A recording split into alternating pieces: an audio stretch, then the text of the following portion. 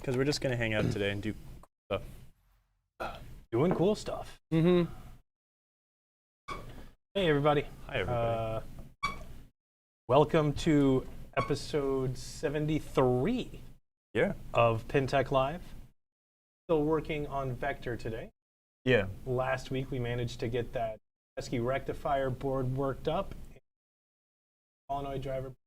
Right. Got her to boot up for less than a minute. Yeah. We had Grumpy EM Doctor timing us. Yeah. And, made sure that we did not go over that minute mark. Yeah, so we don't have to go and replace those rectifiers, which are now overheated. They're not. They're So just to Wait, hold on. take care of keeping. We don't have enough people yet. Let's just wait. You're going to wait? Yeah, let's just talk to people for a What do minute. you want Wait to say? for Hey, people to show Daniel. up. Hey, Colin. Hey, Nintendo Remy. Hey, Draugr. Friend of the show's. Good to see all of you. Oh, no, man. Already? That's why I had to get up halfway through the show last time. Yeah, you're killing me, man. But hey, he's been here longer than most people. And Pez. So Welcome he's back, got all Pez those Johnson. points. Hey, Awesome. everybody. What is that emote that Pez I Johnson think did? that's Pez Johnson's personal emote. Oh, that's red. Is it a wrench? It's pretty cool. No, it's a Pez dispenser with Pez. Oh, it is a Pez. Oh. Hey, check it out. The TV where I get to look at this stuff is like 8 feet this Vector? way. I can't see anything. Why don't you go ahead and give him a rundown on what Vector is? Hey, Obi Drunk Kenobi just subscribed again. Oh, thanks for the resub, Obi. That's awesome. Vector is future highlight, right? Future highlight. That's kind of what we decided that this strange, potentially drug-induced idea was. A future highlight with saw blade feet case or something. Hot Pack, yes. Oh, it is Thursday. Gentlemen, last week was a snark fest. It really was. That's what happens when Emoto's not here and she leaves the mice to play, right? Yep. When we're left to our own devices, we just make jokes. So pre-warning and post-warning. If anything I said last week offended you, I'm sorry. If anything I say offends you today, I'm sorry. But that's not my goal, is to make people grumpy. I'm here to try to teach people. But, you know, again, when the mice are at play, Snarkfest will happen. So that's actually what we plan to do today. We plan to actually talk more today than do, just because it makes for more hilarity. Obi, I love that. Vector is the best pro wiffle ball game yet to be played. I always thought it would be funny to take like one of those like funny baseball games from the 70s and just like make it like t-ball or wiffle ball. Right. Like retheme that. Or retheme everything to Silver Slug. Everything. Absolutely everything. What a great underrated game. I mean, we'll have plenty of time today to talk about why every game Gottlieb made in the 80s was the best game. It's true. And High Speed is a joke. Oh, good. Thanks, Tim Kunzelman. That makes me a lot happier. Thank you for subscribing as well, Pin Daddy. Dang, the hype train is close, is what Twitch is saying. Maybe I should subscribe as well. Well, last time that got close, I gave him 10 subscriptions so we could get it. Well, thanks, Steve. You guys are funny. Well, cool. Well, let's go ahead and take care of housekeeping. Okay, I think we've got enough people. Now that OBS went from 5 people watching to 18 people watching in like 5 seconds, let's talk about housekeeping. So what are we going to start with, Steve? We're going to start with today's free shipping 99 plus code, which is PT Vectordome. That's VECTORDOME. Is the ticker going? I don't see the ticker. I re-uploaded the ticker, but I might have screwed it up. So that one. This one right here. It says it's on. Close it and make it go back. Not seeing any tickers. Do you know that's what the free shipping code is? Yeah. I know for a fact that it's PT-Vectordome. I'll go ahead and Well, good. Now people can't can't just come in and look for the code and leave. Y'all have to wait till we say it. So we've got you. We're going to string you along a bit. Oh, man.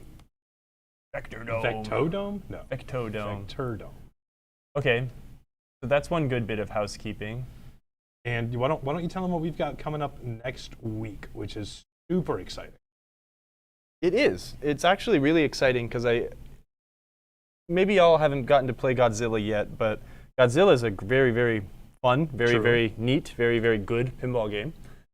And since it is so great, we've decided to split it actually into 2 episodes of hopefully interesting content.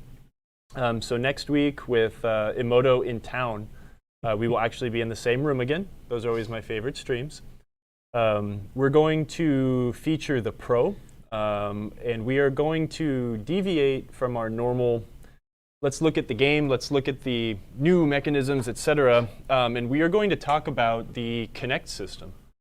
Hopefully we can get either George Gomez or Mike Guidarelli, the systems engineer, on the show to talk about this.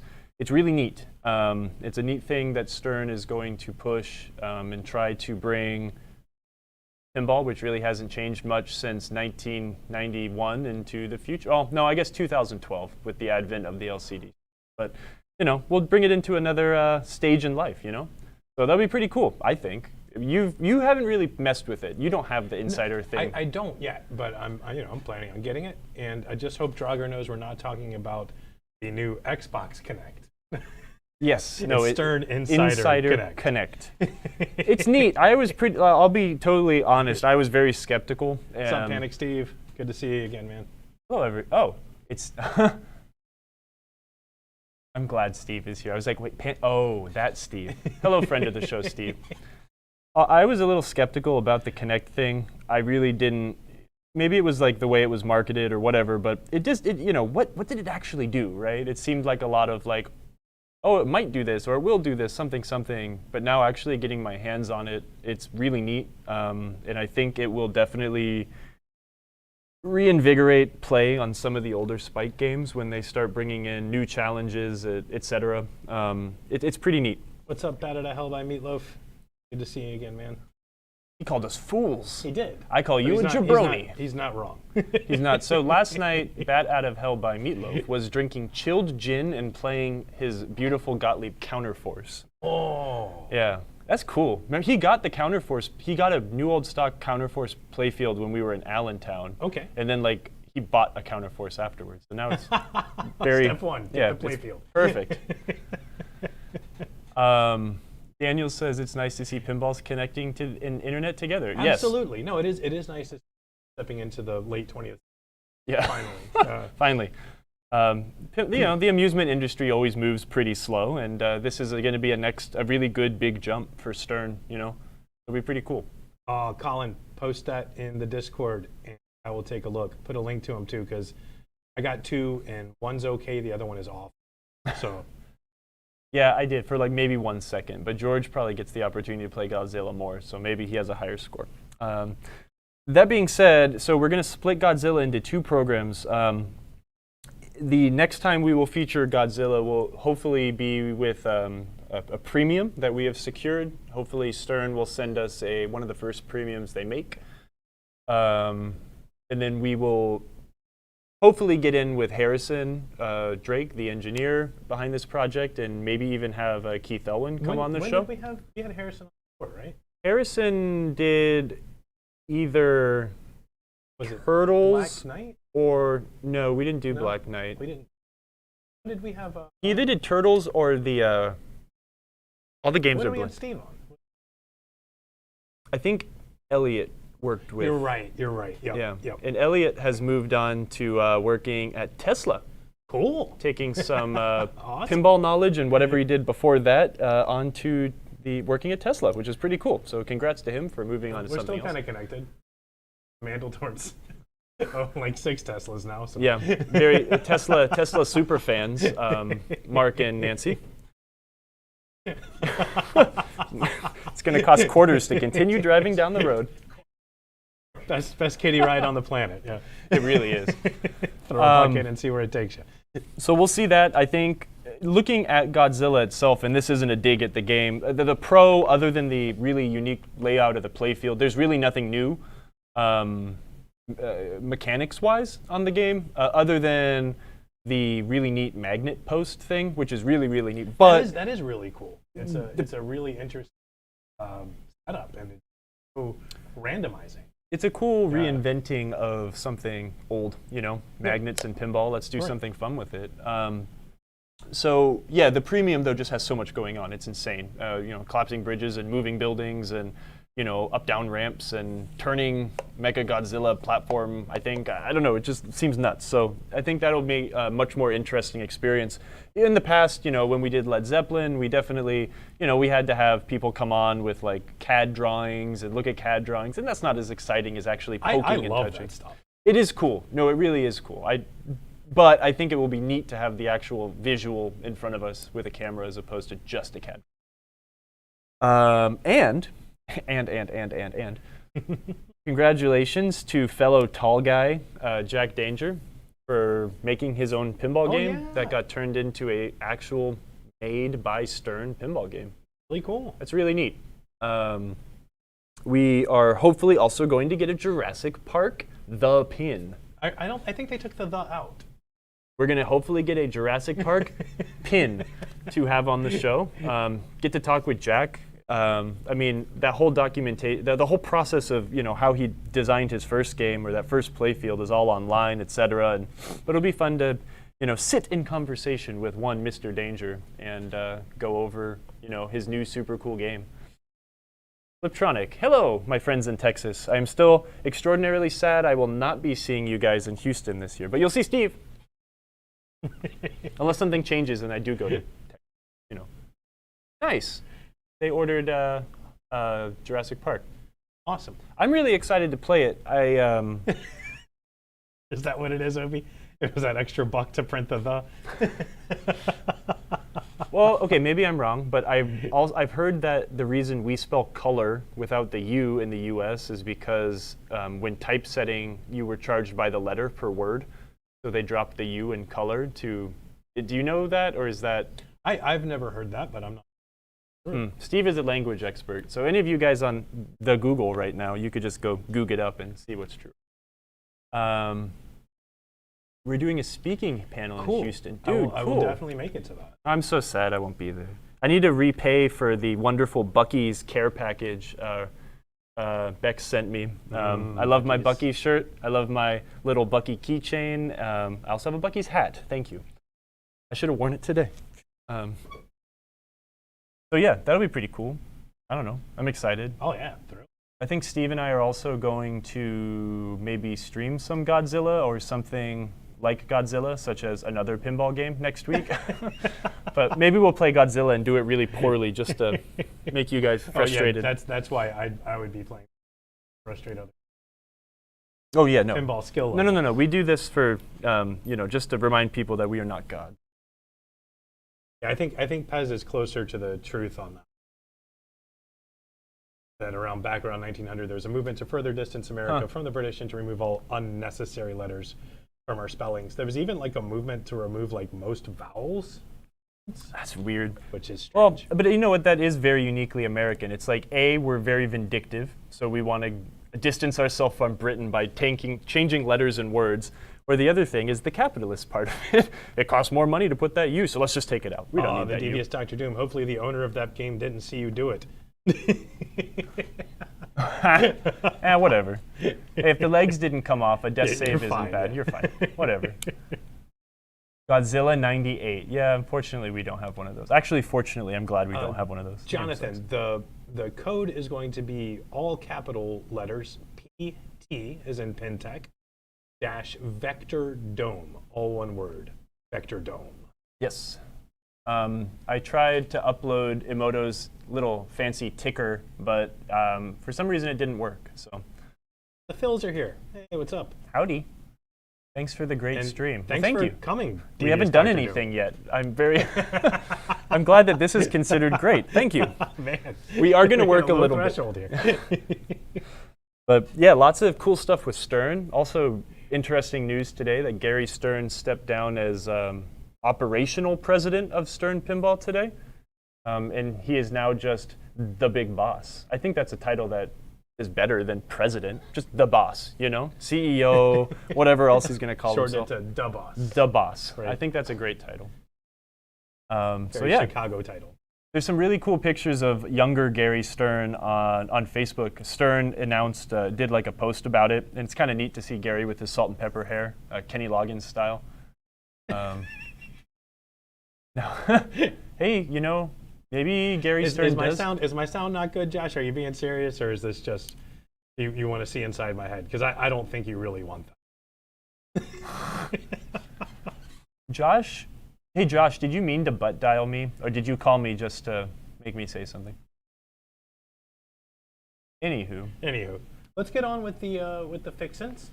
Yeah, I suppose that's a good thing to do. So, see what we got today. Well, okay, so where we left off was I forgot to bring all of my tools. So I didn't have any heatsink compounds, so we couldn't fully attach the rectifier board to the bottom of the cabinet.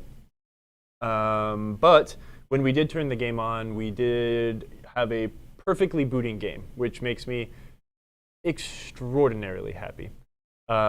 That means that there's not going to be tons and tons of work to do on the computer. It didn't look like it needed it, but there will be some things we will do. I think what our next step will be in this project will, since the computer works, we're most likely just going to get in there, reflow the solder on the header pins, make sure that they're not super, super tarnished. The only one I'd really be worried about being tarnished on that would be the power connector anyways. Otherwise, we'll be installing a super cap or a memory capacitor. I've got a 1.2 or 1.1 microfarad, or I'm sorry, 1.1 farad capacitor, which we will use in lieu of a battery on the computer. And there's multiple styles of these. I think we even have like 2 different styles of this capacitor in stock, so I'll show you a couple different ways to mount it. One involving a drill, and the other one involving wire and zip ties, but you know. The next thing we need to do is definitely look at the squawk and talk. I think that's the last thing we'll do today is figure out why we weren't getting any sound. But yeah, we'll get to work. That's really funny, Fliptronic. What did you say? He said, does Marcos happen to have an empty Spike 2 cab or at least empty back box laying around for sale? I want to put the home pin in it. Nope. No, I'm asking, yeah, no, we do not. I mean, you could actually buy a Spike 2 game and empty it out and then put the home pin in it. Yeah. We could work that out for you. Mm-hmm. Yeah, we might have a... No, actually, you know what? I don't think we really have any games to sell.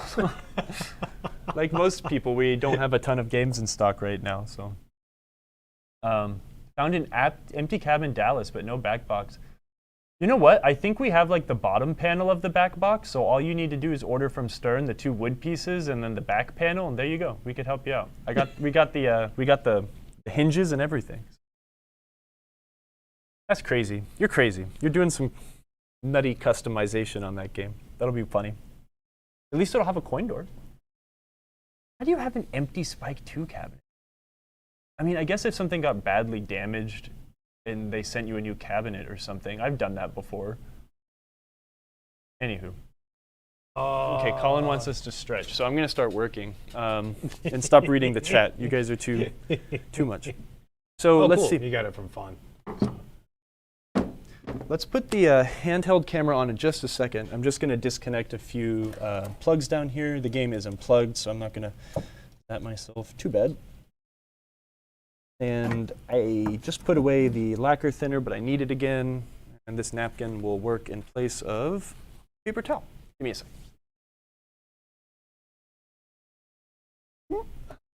One thing that Novus can't clean is old heatsink goop off the bottom of this plate. So we will be using a different cleaner today. I think I do need to get like Novus to sponsor this show or something. Absolutely. Because Novus is a wonder cleaner. I can be like that guy on TV, one of those crazy infomercial people. You're going to love my Novus. You're going to love my Novus. Flex tape or whatever that stuff is called. I can be the next Billy Mays, but with a little bit less drug abuse. All right. So I think everyone heard me talking about this plate a lot last week. That is the gigantic plate that mounts the transformer, but it also acts as the heat sink for the rectifiers. You can see the reference marks where they do mount. We're going to get rid of that. I'm going to use a bit of denatured alcohol. You can use anything other than maybe Novus to get this off, but the alcohol helps break it down because it is a little goopy. If any of you have ever built a PC, you'll definitely know that this stuff is weird when it gets on your fingers. Yes, this cabinet is really dirty and nasty. I have not vacuumed it out yet, but we will do that soon. So now, It also acts as an awesome landing pad for metal, like coins and broken linkages. it really does. It's a great landing pad. Okay, I'm gonna get a applicator just because I don't want to take this back out and move cameras, but I've got a tube of heatsink goop. Less is always more in this situation. What this stuff does is it helps fills in the I wouldn't use that, Colin. what?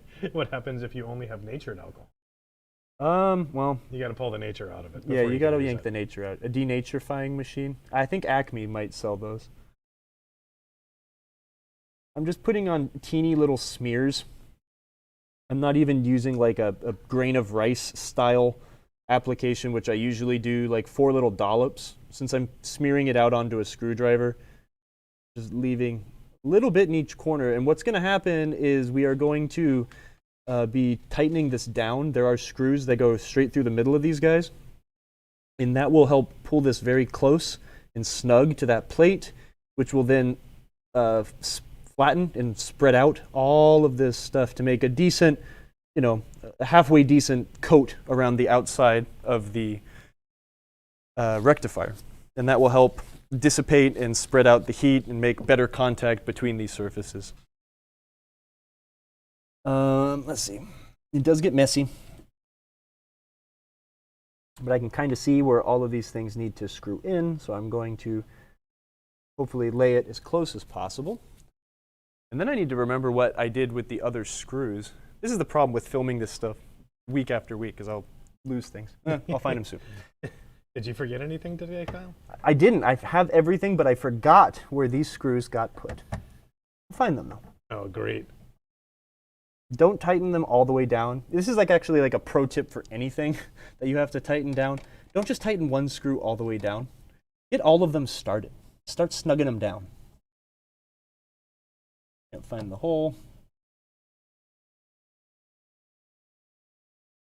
Where is it? Where is it? Let's get this one because I can actually see the screw on this side. Once I get these guys in, I could probably get the others. Easy. There we go. There is a cover. This board does get toasty, and it is not uncommon to have these odd standoffs break or become very brittle and then break. But Got a couple questions. Okay, yeah, what's up? Chris Pence would like to know, he personally would never use it, but would you advocate the use of heatsink tape? I don't know. I've never used it. I don't think so, just because I always have heatsink compound on me, and it's cheap, and it's hard to screw up in this application. Would heatsink tape work? Probably, but I don't know what that is. So, As long as Nintendo Ramy says, heading to hopefully grab all the caps he needs from our website. yay. Are RAM ICs specific game to game, or can I get the IC and it works? You have to make sure that Yeah, it's the same you have to. chip number. Yeah, you have to get the same one for the game that you're working on. That is the easiest way for me to generalize it. I guess there's a lot of you boards. could say specific system to system, as opposed from game to Not game. even necessarily, because certain systems will use different RAM depending on time. Like the early WPC 95s use like a 62, 64 or something, and then the later ones use a 62, Sure. 256. Yep. And the early WPC or the early System 11 games only used a 6116, but then the later ones used a 6116, but you could jumper it for a 6264. So if you have a corrupted or bad RAM, replace it with whatever you have in it. So, look in your schematic and figure out what it is. Nintendo Ramy, what are you doing? What are you doing? Not buying from us. Hey, come on now. We've got it all in one place. Why would you buy from anyone? That makes. Oh yeah, but you get to support us. That's right. That's the best part, is that you know that your purchase goes to fund this show. If you don't buy things from us, we can't do this show anymore. Because they'll make Steve and I go back to the office and start doing something, screwing things together, and Right? yeah. And if you purchase right now, you can get this free tote bag. It's an NPR pledge drive. We can change. Give me. Yeah. Junkers for Clunkers? clunkers. I don't know. Oh, what is it, junkers for pin? Hey, if you got old pinball machines you need to get rid of, Clunkers for cash. That's what it was. call our toll-free number 803 957-5500. Yeah. We'll pick it up. Bring us your old pinball machine. We'll make parts off of it. Just please call us now. He has a time machine. He's going to the local Radio Shack. A time machine? I mean, you'd need that to go to the local Radio Shack. Oh. I don't know. Some places do have Radio Shacks still. Radio Shack is... Yeah. Hey, one of our good friends of the show actually does live in Croatia. It's true. Yeah. I wonder if they have any Radio Shacks in Croatia. I doubt it, but I bet they have electronics stores. Okay, so let's go back to this really quick and then we'll start answering some questions. I have now kind of snugged everything up. I'm going to really snug the two screws here on the rectifiers down, and we're going to get those tight. We're not doing like He-Man, super duper strength, but we are going to get them nice and tight. And that will ensure good connection between the heated item and the heat sink. Whoa. Whoa, Rampomatic what? says there's a real Radio Shack in New Holland, Pennsylvania. That doesn't surprise me. Might have to make a pilgrimage. Do they have parts drawers? That's pretty cool. Or hanging boards? What do you call those things? I don't know. I know what you're talking about. When I was the parts manager at the motorcycle dealership, we just called them high-density drawers. I'd have many, many motorcycle parts in all of them. Speaking of Rampomatic, Jody just finished producing Motordome ramps. So all of our Rampomatic ramps are back in stock. If Jody still has it, we have them. And we have Motordome ramps now, and they're super cool. They are gorgeous. I just took pictures of them, and I couldn't fit them in my photo box. It was so large. It's amazing how crazy big that ramp is. No, great job on those, Jody. Yeah, good job, man. I wish I had a Motordome. You hear that, I Todd? mean, you could be like Bat Out of Hell and buy the part first and then get the machine. I have a lot of play fields for games that I'll never own. I've worked on that, and unfortunately, that karmic system doesn't really work out too well. You want to turn the regular camera back on for the center? I think we've got this mounted now, so I'm going to really quickly novice the nasty cover. We sell these. If you want a new one with a new logo, you can get a new one. But I'm just going to use this one because I have it here. This game is not done to the extent where you need a nice, clean, clear piece of plastic. But look, maybe high voltage cover or something. We sell them for the rectifier board and for the high voltage cover on the solenoid driver board as well, I believe. I know we have them because I bought them. I have one for my Xenon I bought like 4, 5, 6 years ago, and it's still sitting in the bag at the bottom of my Xenon. I think maybe it's sealed. Maybe. That sounds about right. And there it is.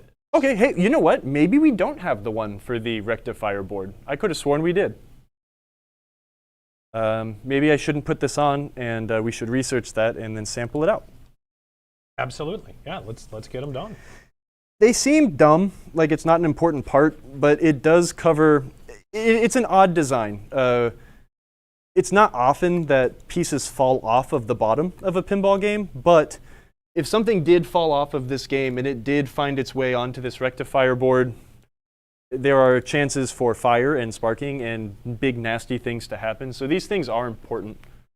I would absolutely heed their call, high voltage underneath, and there's the one for the solenoid driver board if anybody's interested. Oh, I am not on my personal computer right now, Colin. So I will look at that as soon as we're done.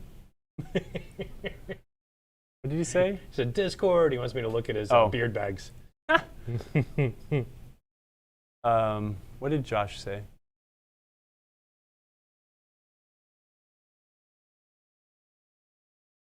Oh, okay, that's a good idea. Josh wants me to change my initials to ABT. I'm sorry I read that silently, but always be tightening. You know, the funny thing that kind of tripped me out for a second is when you create your Stern Insider Connect profile, Delio, you choose your initials.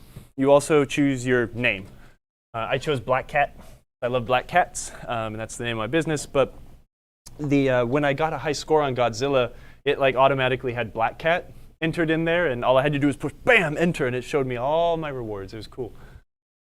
So, pyrotechnics, you say? Yes. Right, and for little Johnny, so he doesn't stick his finger. Yeah, well, little Johnny shouldn't be inside the game, but you know, sometimes my little Johnnies are my cats. My cats, as soon as a coin door opens, they really do try to get inside a pinball game, so I keep them very off. I did get the name I wanted on Insider. I was very happy to. I was a day one sign up for whatever reason. Nice. Daniel's got the 3-letter surname. Makes for the perfect 3-letter initial. Yeah, that is pretty good. I wish that I had a great initial set. With AWS. Is what you got? Yeah, I got SMM. Yeah, SM is fun. I kind of wish my last name started with my middle name started with an N, because that would be pretty funny if it was SNM. But yes, it really would be. My best friend just had a baby, and they really thought about his name.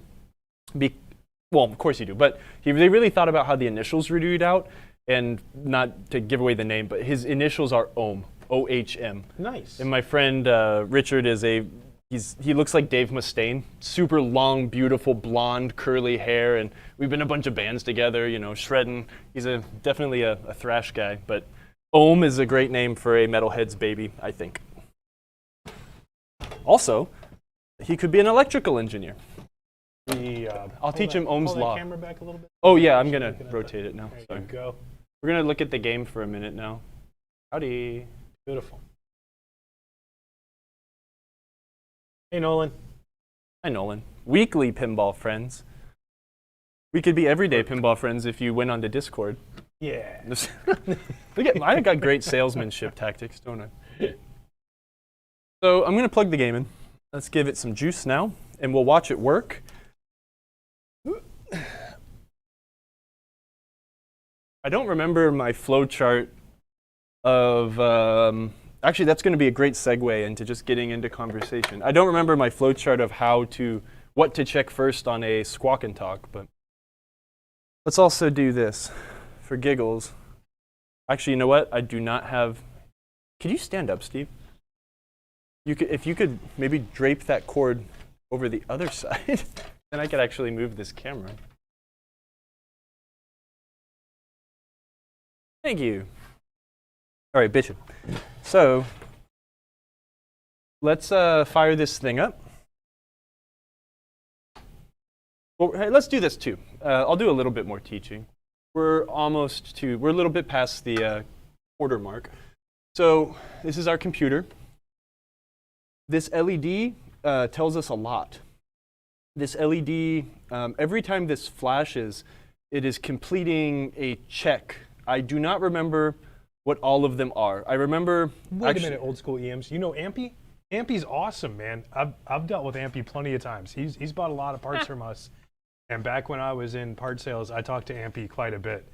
He's a good dude. That's a great name. Yeah. Ampy. Old school EMs. I can't imagine there's more than one. No, probably not. Old school EMs is in, you're in the Pacific Northwest, right? You're in Washington, I think. It's a great name for a Washingtonian. The computer, every time the computer passes one of its self-tests in the boot up sequence, it will flash the LED. I don't remember what order they're in. I don't remember exactly what all of them do except for number 5 and number 7. But this thing blinks 7 times. And they do things like, hey, is the processor doing something? Yep, blink. Hey, can the processor talk to the PIAs? Yep. Hey, is the checksum in the program okay? Yep, okay, program's running. Hey, can I write stuff in and out of RAM? Yes. Hey, do I have 43 volts? Hey, is zero crossing working? Blah, blah, blah. That's what all those things are. So when we turn on the game, we will watch that LED. This LED is right here. Again, remember, I can't see on my screen, but there you go, where my finger is. Turn it on. 1, 2, 3, 4, 5, 6, 7 flashes. So that means the computer has passed its self-test and it now powers up. The definite way to tell a computer is running are the things the computer controls working. The computer controls the lamps. The computer also controls the displays. And that's the way I always tell customers, when you turn a pinball game on, the GI always comes on, but most customers have no idea what that is. It's like, well, the displays work. If the displays are doing something, then you're okay. Or the feature lamps are on. Because the displays have another factor that could keep them from working, and that's your high voltage circuit. I see one of these displays is it could be a bad display, but one of the commas was very bright, so I'm just going to unplug that one, and we're going to turn the game back on. Retro Gaming with Hopper says the first flicker is the reset circuit. Okay. You know what? I think if anyone's really interested, go on to PinWiki, because Chris Heibler or Bill Disney have written really wonderful descriptions of how this entire system works. And what to do if it doesn't. Yeah. So that's where I will be going to refresh my brain on how we fix the Squawk and Talk board, since I do not remember what we check first. I mean, first we check voltages, but getting ahead of myself, we're going to talk about that in our upcoming segment, which will be troubleshooting flowchart sort of things.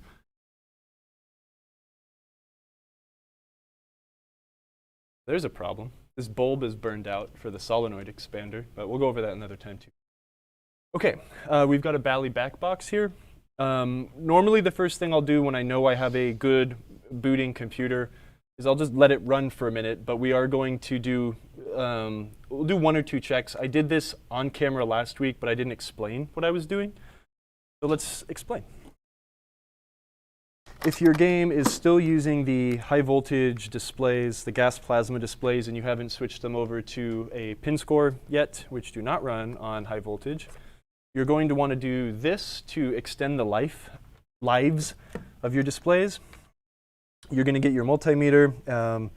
On mine, I have to set it to the 500 volt level here. I'm going to put I'm going to put my black lead underneath the ground strap here in the head. Right there. That braided wire runs through the head to ground everything in here. It grounds this cabinet. It grounds the side rails, the lockdown bar, etc. But that is an acceptable ground point when you need more than one hand to mess with things. Be careful. Underneath this plastic cover is high voltage. This is your high voltage circuit right here. You've got 2 test points. I don't remember which one's which. One of them is your high voltage coming in, and one of them is your high voltage adjusted. So your high voltage coming in is going to be about 230 volts. That does fancy things and goes through this pot or potentiometer. This potentiometer dictates the voltage going out to everything else. To extend the life extend the lives of your gas plasma displays, I always suggest adjusting this to about 180 to 190 volts. You can go a little bit under 180. That is when they do start to be a little noticeably dimmer. A little bit. Most people would never notice. You would probably never notice, but it's most reliably works at around 180. So that's what I'm going to adjust it to. Let's do this also. Let's poke so I can show. Be very careful. Be very careful. Do not do this unless you are confident enough to do this. So the upper rung test point right underneath the pot is your unadjusted voltage. So I've got 230 volts coming in at that test point. At this one, right back here, the cover's dirty, I should have cleaned it, is your adjusted voltage. So I've got it set to 183 volts right now. The only downside to this style of pot, but this is also the only style you can get nowadays in this value, is they're a little harder to adjust with a screwdriver, so you have to be a little clever. But Steve, can you come here really quick? Sure. How about you hold the camera and show either this or the turning of the pot? It's probably more interesting to see this, quite honestly. But Got it framed? So we're perfect right now, but I'm going to screw it up just to show. I'm going to turn the pot to the left. You see how we've dipped under 180 volts? We can turn it back to the right. I'm going to start going up and up and up and up and up to 190. I'm going to adjust it right back down to about 180, and that will make your displays. Yeah, 180 seems to be the consensus in the chat too. They'll last a bit longer. Now, for giggles, I don't remember what pin it actually is, but we can test and find the voltage on this guy. Yeah, so, no, that camera's dead. Yeah, well, we weren't going to spend much time in the game today, and then I realized I need 4 people. Yeah. So let's just show here as well. The voltage comes into the displays at, I'm just going to call this pin 1, just whatever, the red one all the way on the left. I'm going to put my voltmeter right here, and that's exactly what we're getting out to the displays. So 180 volts. It'll make your displays last longer. And then, you know, they're just as vibrant and bright, so no worries there. And that's about all we're going to do to the game today. The other things you can check for, I suppose, when you've done this sort of work, I'm going to set my multimeter back to the 20 volt scale, reinsert the black right down here. You've got a few test points up next to the power in, power out connector here, J3. And you can measure and make sure you're getting the correct voltages in and out. I'm getting 13.2 volts in. That's going to be my 12 volt circuit. It takes 13 volts AC, rectifies it to 13 volts DC, and that's what is going to be called 12 volts on your schematic. Got test point 1 down here, which is my 5 volts regulated. It's coming out at 5.33 volts, which is totally fine. Another place you can check for your 12 volts on these games is at the positive side of the filter capacitor here. 13.212526 volts.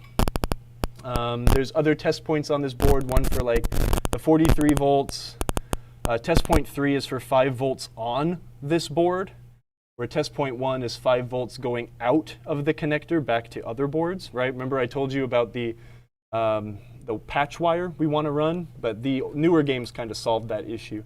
You've got 5 volts coming out at like all of these wires right here, and then the 5 volts for this board is actually supplied through a jump in this connector back down to this bottom pin for whatever reason.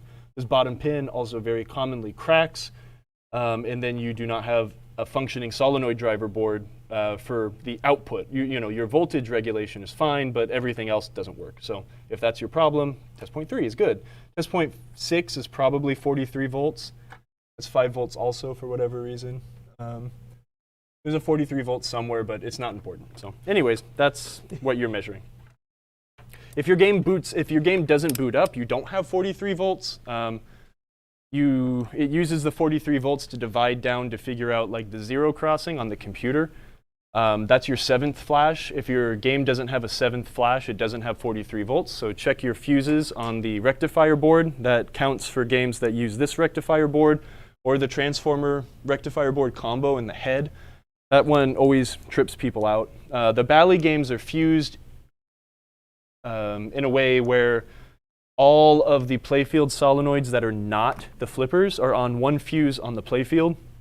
But if the flippers ever blow the fuse, it will blow the fuse on the rectifier board. When that fuse blows, the computer will not boot back up because it does not have that 43 volts to check the zero crossing. I'm not going to explain what that is because I don't quite understand it either, and I'll just confuse everybody. So, anyways, questions? Old school EM says if the light's steady, then it's U9. Sorry? Said if the light is steady, then it's U9. Oh, yeah. U9 is what? What is U9? Is that a RAM failure? I would think so. No, U9 is a processor. Oh, okay. Yeah. There you go. So the processor can't do anything. Right. It can't address the RAM. It can't address the PROM. So yeah. So there you go. A little bit of Bally foo. The next step is we're not going to just rely on the fact that, oh, we've got a working computer. So when we jump back into the game next time, we will take the computer out, install the capacitor that will replace the battery that is not on that computer anymore. Repair any cracked solder, maybe replace a header if necessary. And then maybe we'll jump into the squawk and talk. I think we'll leave all of the light boards for later. The light boards usually don't need a lot of service, but it's usually the wiring harnesses that need a little bit more love than the boards do. Are you going to put pin scores in? Would I like to? Yes. But we are working on getting some in stock right now. Okay, gotcha. So we will actually. I'm really excited to do a pin score install video. I think maybe we'll do two. Like we'll just do Jungle Lord and a Bally game. The neat thing about the Bally games is that each display has its own unique. What? Bad out of hell by Meatloaf. Because he needs a lot more love than either the boards or the harnesses. I got a lot of love to give you, man. Come over here. I'll give you a big hug. Please, all of you, give me a hug. Okay. Let's all give Bad out of hell of Meatloaf a big hug. Yeah, and Big redeem pin your hug. hydration so we can drink. No. What was I saying? The lamp boards. Most of the time on a Bally game, you won't have to do tons and tons of work on your lamp driver. The biggest culprits of problem on the lamp driver boards are cracked solder, as always. Prior damage from a leaky battery. Leaky battery leaks straight down from the computer onto the lamp driver, and that can cause headaches. The SCRs, a silicon-controlled rectifier, those are the guys that actually drive the lamps. They're not run by transistors like a lot of newer games do. Newer games use a lamp matrix, so it only requires 16 bits of hardware to drive 64 lamps. On a Bally game, you have one individual component that will drive each lamp, which is why they are much easier to repair. The biggest problem, again, with Bally games is the lazy lamp sockets. We hate the lazy lamp socket. But also some cool news. We have the Yopsical LED boards in our hands. So we will be selling those on our website. Hopefully by next week, we'll have those up. If any of you have been on Facebook or not living under a rock, they are the neatest thing to repair those lazy lamp sockets in these Bally games. It's Cool. really. Did you show them off a couple weeks ago or last week? Yeah, a couple weeks ago. But I guess while we're on the topic, Yeah, let's just show them again. Yeah. Can you turn the handheld on? Absolutely.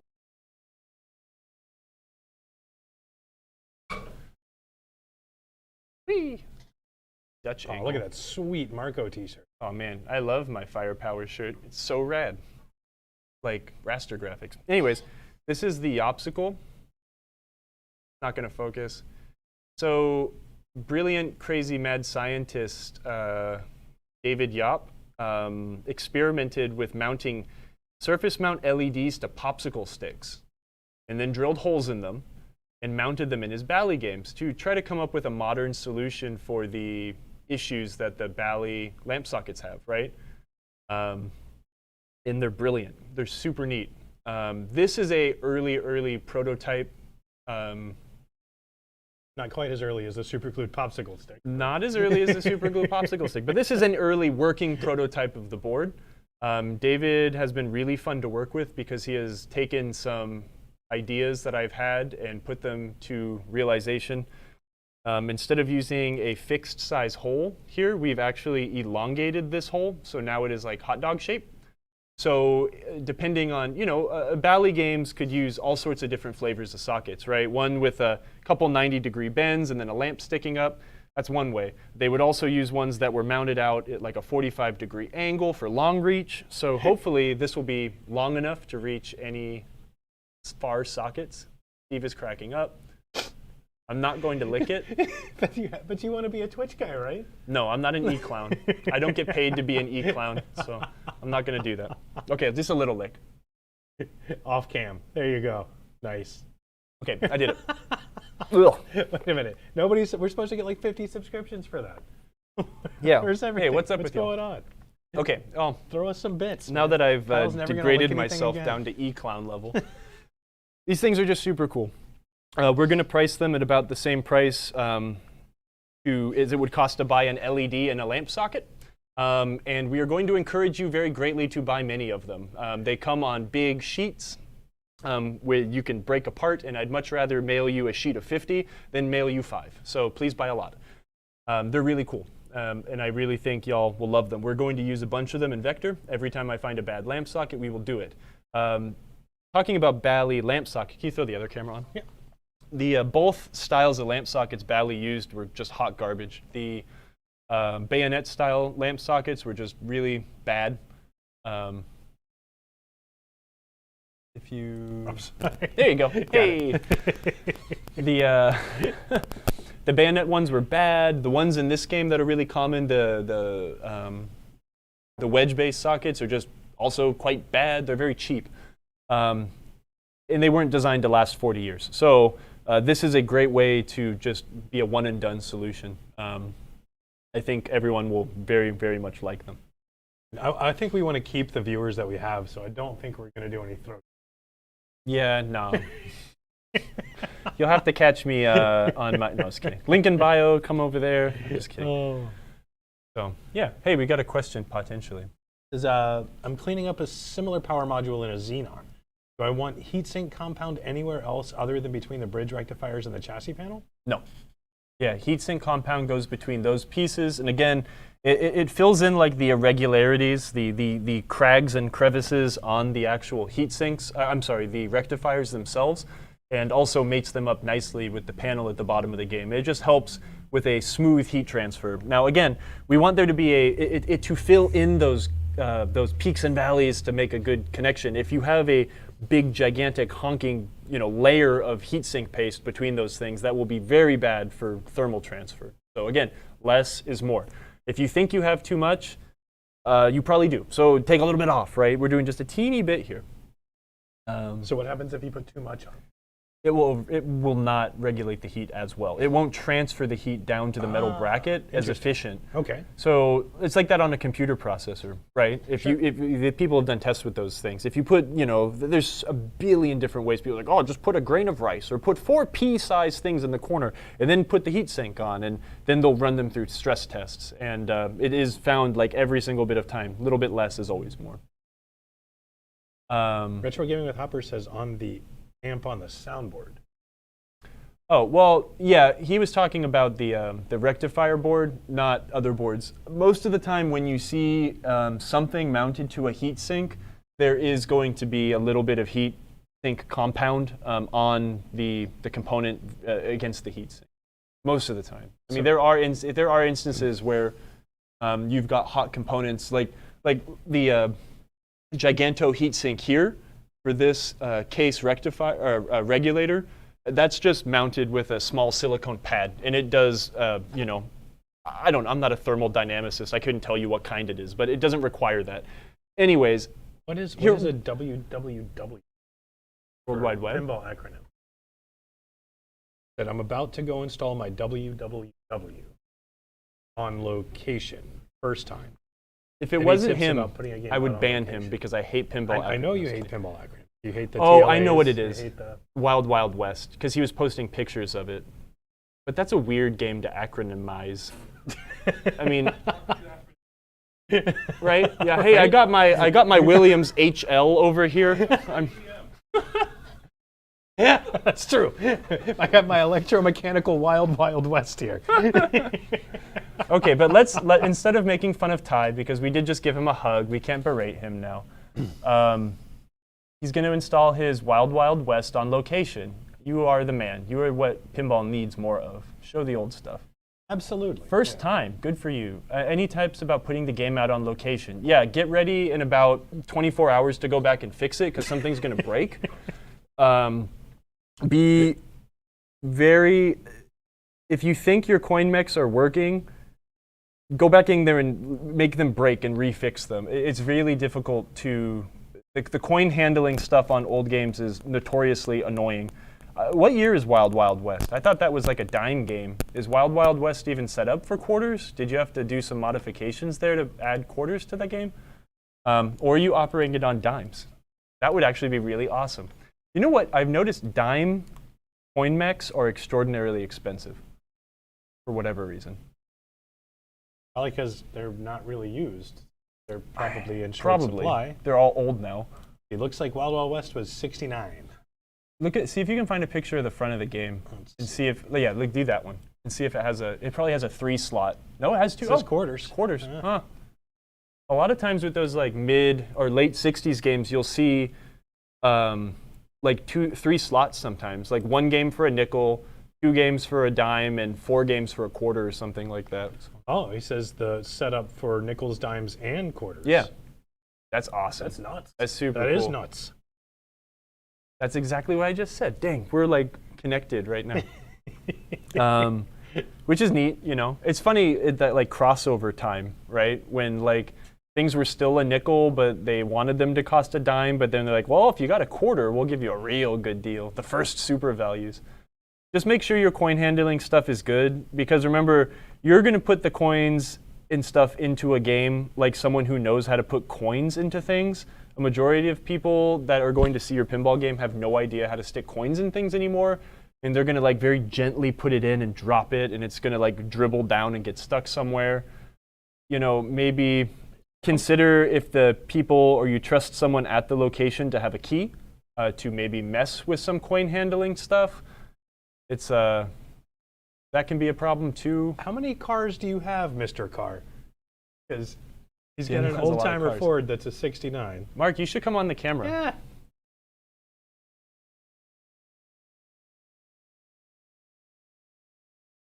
That is brilliant. Yeah, no, that's really important too.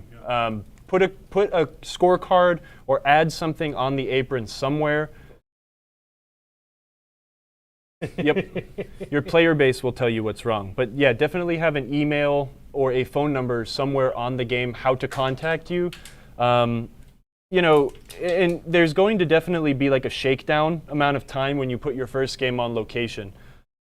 Or I'm sorry, not first game, but the first time it goes on location. Oh, cool. A QR code that goes to a Google form.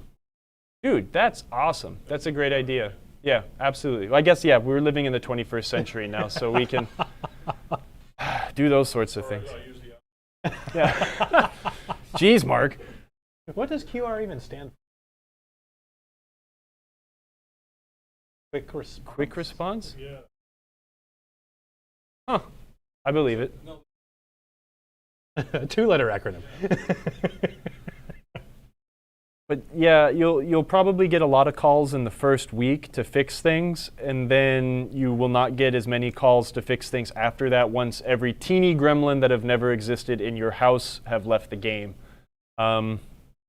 Definitely be ready to get responses from people or the bar owner for problems that are non-problems. I get that all the time from people like, hey, the game isn't doing this. Well, it wasn't in the right spot, you know. I thought I was supposed to lock a ball when I went up that ramp. Well, you didn't have lock lit. Oh, you know, little things like that. So that's awesome, man. I love operating EMs because people, A, love them, and B, they are generally really reliable once they've been gone through the first time in 30 years. So they're good games to operate. Yeah, cool. Good job, man. That's really rad. We're just going to leave this thing on and see if it catches on fire. That's a good stress test. I mean, that's what I would normally do when you go through a power system like that. And since we've got a reliable computer, the game can't kill itself. What I could do is I could disconnect every solenoid, right? Like if the computer did lock up and decide to hold a solenoid on for whatever reason, like if I unplug them, then we'd totally get rid of that problem. But there's not anything else in this game that can burn it to the ground, right? Yeah. What else were we talking about? I think we were talking Daniel's about cars. Daniel has a lot of cars, and he's an Audi mechanic, right? That's pretty rad. I think he'll work on pretty much anything, though. What it sounds like. He does work for his neighbors that don't drive Audis. So that's how I learned how to work on like engines. An all-around excellent mechanic. I had my dirt bike, and I knew how to change the spark plug, and then my neighbor was like, I got this screwed up lawnmower. You can make it work. You can have it. Okay. I took that as a challenge, and I learned how to fix small engines, and that's how that's how most people learn how to fix things, right?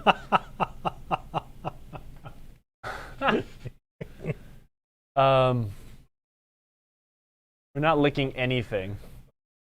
If actually Marco was here, he'd probably encourage us licking, but there is a common misconception. The man who started the company is named Mark.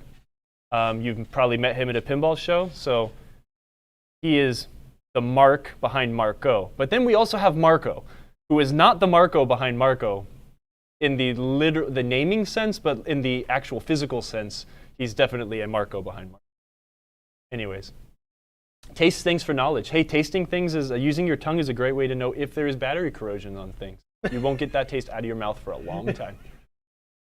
I was talking about pin scores for a second. Yeah. I do want to do an install and show. The fun thing about the pin score line, well, about Bally's engineering, is each one of their displays is independent. Each one of them has a chip on it that figures out what data is supposed to be going to it in an individual line. Or no, I'm sorry. Each one has an individual line that says, hey, this data is for you. So in the instance of this game, if I am missing 2 displays on this game. If I didn't have gas plasma displays to put back in, I could buy 2 pin score displays to put in this game and run them intermixed with my high voltage gas plasma displays. On other brands, Williams used what we would call a master board and then satellite displays.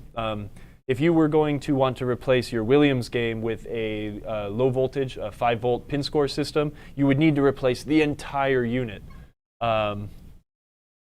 Old School EM says he uses Wolfpacks. Yep, Wolfpack is a neat thing to do if you got a lot of time on your hands and you want to solder. But if you do not feel like soldering your own displays together, or you don't have that ability, I would absolutely recommend checking out our pin score stuff. Right now, we are having a lot of supply chain issues, which is why almost all of them are out of stock. But that's soon. crazy, PDX Pinball. I don't think I've ever seen one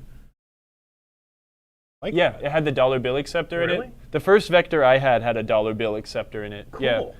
It was a weird thing. I don't know. Alan Reisman, who was one of Bally's quality control or like engineering, like testy guys back in the 80s, he's very active on Facebook and always posts some really interesting stories. But he wasn't aware of that ever being a thing. So I'm wondering, I don't think that was it definitely was not a distributor modification like Betson or Bally Advance or whatever. None of those people were doing that. It was definitely a factory thing, but there's not a lot of documentation on it. Well, I guess being in Portland, he's probably seen one of every pinball machine anyway. Hopefully. I've seen Electras that also have that coin door setup. Electra, I believe, was the game that came right before Vector. So it was probably a leftover thing. Again, Bally trying to do new things, right? Trying to get the industry to start paying with dollar bills instead of using quarters, which are inefficient. Paying with dollar bills would be a great... It's funny how that just didn't happen until the early 90s, you know? Like Cletus did something right. Cletus did not do that. That's wild. Yeah, the front of the cabinet was built differently. I believe like the whole front panel was different because there's still a piece of wood separating the doors. So the left door was very small, maybe like yay big, but it was the same height as the other coin door. So it was like a third of a coin door, and it had a weird dollar bill acceptor on it. And then the other coin door was, again, 2/3 of a standard coin door, same height, and it had 2 coin slots on it, I think, but it was not anything like that. It was very plain black sheet metal. It looked very much like a Midway door. So, you know, on later games like my Lady Luck here or your, you know, Pac-Man or whatever. In Europe, there are no bill acceptors because they have higher value coins. Yeah. I would imagine. Well, and also I don't think that sort of thing ever caught on when like Right, yeah, but they did try the Susan B. Anthony's, right? Bally started the Susan B. Anthony thing. You know, there's a big story there, and I don't remember all of it, so I'm not going to try to recite it now, but I'll try to relearn that story and bring it back. But that was an interesting concept. And honestly, I don't know why. I think Americans we tried the Sacagawea dollars. Yeah. Those didn't really catch on either. Americans just don't like change. My favorite thing about being in Europe is when you run out of money to buy beer in your wallet and you reach into your pocket and you've got like 30 euros. Yeah, you know. So I think the other thing in Europe, right, especially before the euro was a thing, there's 15, 30 different currencies. So Right. the neat thing with, so a lot of you might have a European re-import game. The British coin doors are my favorite. Well, actually, the German ones are my favorite because they have 3 separate slots, and those or not HAP, not CoinCo. What was it? Not Coin Controls. What's the other coin door? What's the one that WPC used? Mark, do you remember?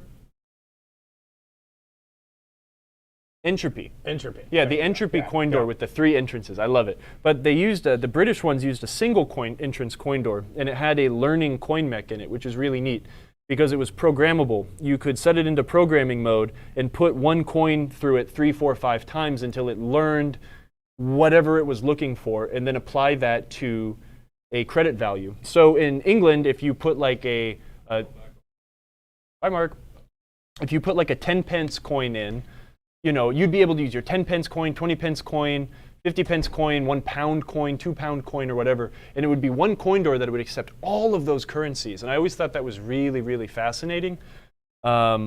A really neat thing. But I guess in most other countries, they had more standardized currency. So you had like... That is cool. I remember playing Street Fighter 2 in London way back in like the 90s. And I remember that you could put like different coins in the same slot and it would give you different values. Yeah. It's super neat. But yeah, I guess, and then like, I don't know, if I look, I think actually I have one. Here, hold on. Let's talk coin doors for just a little bit. I don't want to go too far into coin doors because I did want to talk about troubleshooting, but I do have a box full of coin doors over here, I think. Is it on top? Bleep pinball boards for art. We can start licking stuff again. Lots of pinball bleep. You know, I don't know if it was just the sampling I had. It was on a ferry going from Calais to Dover, and I beat everybody. This box isn't open. Well, kind of is. That is a Williams coin door. Wow, I've got a lot of goodies in here. Oh, here we go. Wow, that's a lot of quarter mechs. I didn't know I had those. Wow, I've got a lot of really nice 80s Williams doors in there. Okay, here is a new old stock, like German market Entropy coin door. So the Entropy coin door was, wait, no. Oh, I'm wrong. This is a coin controls door. Coin control doors are the worst. If you're, this is the kind of door it is. Sega, Data East use these doors. I hate them. Many video games use them. They're just janky. But Williams used these in the early 90s. Maybe they used them longer. Again, they probably used them actually the whole way through for the European games because they didn't need bill acceptors. But I like the 3 entrants, 1 Deutschmark, 2 Deutschmark, 5 Deutschmark. I got this in a bag, so it's like new old stock coin controls. So shiny. They used the, I don't have an example because we don't have a WPC game in here. Actually, yes we do, but it's way over there. So the Entropy door is the door that you're going to find way more often on like your mid-90s Williams games if it's got that little single slot for the bill acceptor to the left of the coin mechs. That's an Entropy door. They have those angled quarter slots, very classic. And then I have a early Entropy door here as well. Cool. Daniel says the same one on his fishtails. And Retro Gaming with Hopper says his Scorpion has one. Scorpion? Yeah? That's not right. Someone did something weird there. And here is this is a early 90s or late 80s, early 90s Williams coin door. This is also a Entropy door, the old style. So this was used on every game up to Addams Family. These have the, I wish I could show all of them. I'd love to sit and talk about coin doors, but have them all next to each other. The one thing is, you do know that these all had the that orange sticker in the middle. What did it say? There's one sitting over here. Cover them all up with Marco stickers? Probably. It looks like it. But these had the big old plate in the center here that put them out at a slight angle, and it kind of sat out above both of these things, and it had that orange sticker. It was the pricing sticker. Yeah. It said, 1 for 50, 2 for 3, or whatever. And it's really cool because there's a lot of people who just want shiny and don't want correct. So it's really easy to find this correct coin door on eBay because every bozo that wants a shiny door on their Addams Family will buy a new Entropy door and not the correct one. So it's really easy to find these things to really put it on the right game. This is a new old stock face that I have on a really crummy frame. Yeah, I'd love to be able to supply those early solid-state Gottlieb coin doors. Oh, yeah, those are big boys. Yeah. Yeah, those are really big boys. But I don't know. I just like coin doors. They're really weird to me. Everyone's like, yeah, we know you're a weirdo, Kyle. We know you like it, but what does it taste like? It tastes like many diseases I'm not ready to have. Oh. Yeah, those Sys80 coin doors are gorgeous too. I've got a lot of old Williams coin doors over here. I have a classic Stern coin door here too. But that doesn't have anything to do with what we're talking about, so I won't bring that over for show and tell. Anyways. Absolutely PDX pinball, but you know, it's whatever your taste is. I'm with you. I know Kyle's with you. But if somebody chooses to do otherwise, it's their game. It's their game, it's their money. They can do what they want. They can mess it up if they want to. I don't have to like it. I can tell them I don't like it. The Bally coin door is my favorite, though. It's super handsome. It's very regal looking. The old Gottlieb ones with the short EM ones, you know, before they went to the really tall coin doors in the late 70s. What's the conversion rate from? Sorry, I'm giving too many opinions now. You're fine. You're fine. I'm looking what Steve is Googling right now. 77 cents for a game of pinball, basically. In Croatia? Yep. Oh, let's go to Croatia. I mean, I want to go to Croatia. I'd love to sit on the Adriatic, sipping some delicious beer, eating seafood in that warm weather. Ah, that does sound lovely. Steve and I just sitting on the beach. Hey, if you guys want to see us go to Croatia and play pinball, please continue buying pinball parts for us. And be sure to add a note to your order that says, I'm only buying this so Steve and Kyle can go to Croatia. Yes, please do. Anywho, I think we should talk about. All right, what do you guys want to talk about? Yeah. I wanted to kind of talk about like maybe like troubleshooting and like where you would want to start with certain things. You know, I've got ways that I do things, and my way is don't do anything until you do everything, right? Like I wouldn't plug this game in until I did do, you know, all of that work that we already did last week and now. Yes, Vector does have drop target. Vector is a great drop target game. It has a lot of drop targets. 9 drop targets. The weather? It's actually hot today. Yeah, it's hot again. We're having a little bit of that late summer. South Carolina sometimes here. Yeah, it seems to be like hot as balls and then cool for like 2 weeks. Right. And then it gets really hot again. Everyone's all like, oh, it's time to be Put fall. on a jacket. Yeah, and then for an hour in the morning. Maybe. It is pretty cool now, though. It is nice. I do like waking up and walking to coffee and then not being sweaty by the time I get back home. You got tricks for getting Bally drops to work well? Yeah, take it apart, clean it, and put it together how it's supposed to be. I do say a lot of times that you don't need to replace springs as often as you think you might need to replace springs, but I think springs on drop targets are quite important because they are actuated a ton and they are a very important part of getting the drop target bank to reset. We have taken drop targets apart on the show before. I did a pretty in-depth one when we worked on Lady Luck. I think I did make 1 or 2 mistakes here and there, but it all came back to me relatively quick. Here's a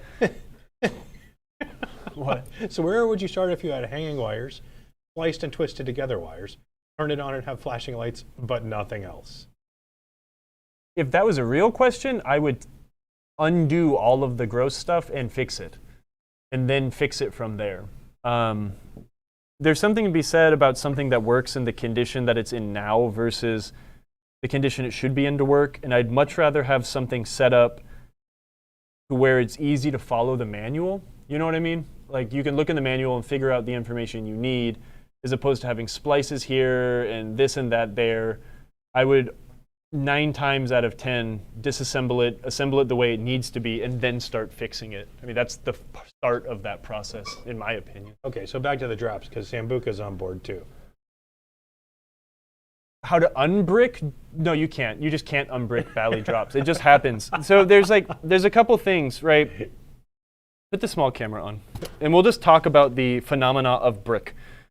But we'll definitely be doing a lot of drop target work on this game because there are 9 drop targets. The only thing about Vector is, I think 6 of those 9 drop targets do have remote drop banks, so they have an extra bracket in here that have solenoids that will knock these drop targets down. Anyways, this is how these drop targets work, right? This whole bank is underneath the playfield. But as you can see, when you look at your game, you can see that the area that this is routed into is always a little bit proud, right? And that is because watch the motion that this drop target needs to take to reset. I'm going to do it really slow and try to line it up. Steve is lolling. So as the plunger starts to move up, they come straight up, and then watch as they need to click forward, right? That ledge of the drop target rests on the bank, the top of the bank. And, you know, again, we're just doing drop target 101, easy stuff. When the ball comes over and bops the target, it might fall. It might be hit far enough to drop down and then fall. Okay, so what is normally behind drop targets, right? As you can see here, we've got evidence of what is most likely here. We've got a switch, and we've got a rubber ring. So in the terms of pinball being fast, etc., you will get a phenomena where you will nail this ball or target. You will hit it so damn square and perfect and fast with the power of all the gods, and it will jump back, hit the rubber, and then rebound forward. And that's a bally brick. It is just inherent in the way that they are designed. For whatever reason, it always happens. I am sure that there are many ways to modify these things to make it a little bit less bricky, right? I mean, maybe if we shave down the knob there where it rests on there, and we make it a little bit more sensitive, and you know, when you do stuff like that, you might lose the response of a perfect reset every time, right? Every action has an equal and opposite reaction a lot of the times when you do this stuff. So you need to be cognizant of what you're trying to do. When it comes to bally bricks, I just deal with it. It sucks, and it's annoying when you get robbed of points, but sometimes you just got to deal with it. But what's up? Oh boy, that's my favorite emote in another channel. So how come other manufacturers' drop targets don't do that? They're just different. I mean, we looked at the Williams ones, right? The Williams targets are simpler and different. Stern targets are very similar to this, but you don't seem to have as many problems with bricking. Gottlieb targets definitely can suffer from the brick aspect too, but I think what it comes down to is that's what makes pinball fun, right? It's a physical game, and not everything is necessarily repeatable all the time. So I think it was just I wouldn't call it a design flaw, but sometimes just, you know, it happens. I don't know. That's the only way that I can explain it. I've done it. I've sat there with Chris before with a slow motion camera, and we've watched as the ball comes and nails it, and then it bounces back forward. Never change your rubber behind the drop targets. Maybe that'll do it. Use rubber bands instead of round rubber rings that protrude a lot. Maybe that'll help. I love bally drop targets, though. I love drop targets. Drop targets are the best part of any game. I got Medusa and a Stern target in this bank. Very well put together. So yeah, that's the bally brick. The art on Medusa is so good. It is. Even on the pop bumper caps. It's the best pop bumper. Viking has a pretty cool pop bumper cap with that dude blowing the horn. Yeah, that's pretty cool. But yeah, we can switch the camera back now.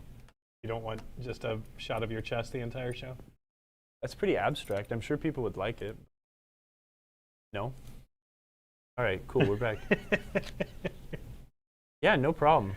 I like bally drop targets. And again, we'll be doing them on this game as well, and we'll be able to disassemble a remote drop target bank once we do get to that point. Boise wants to see the reset. Go back to the handheld? Yeah. You got a big old coil, and you have 2 pieces of fiberboard with 2 links with 2 sets of, this one only has 1 because it's not put together all the way, but you've got E-clips on either side. And what this does is it attaches to this bar. It attaches to this bar here, right?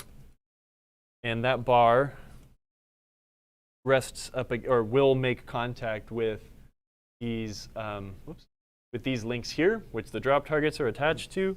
So when the game is set to reset the drop targets, that plunger will energize.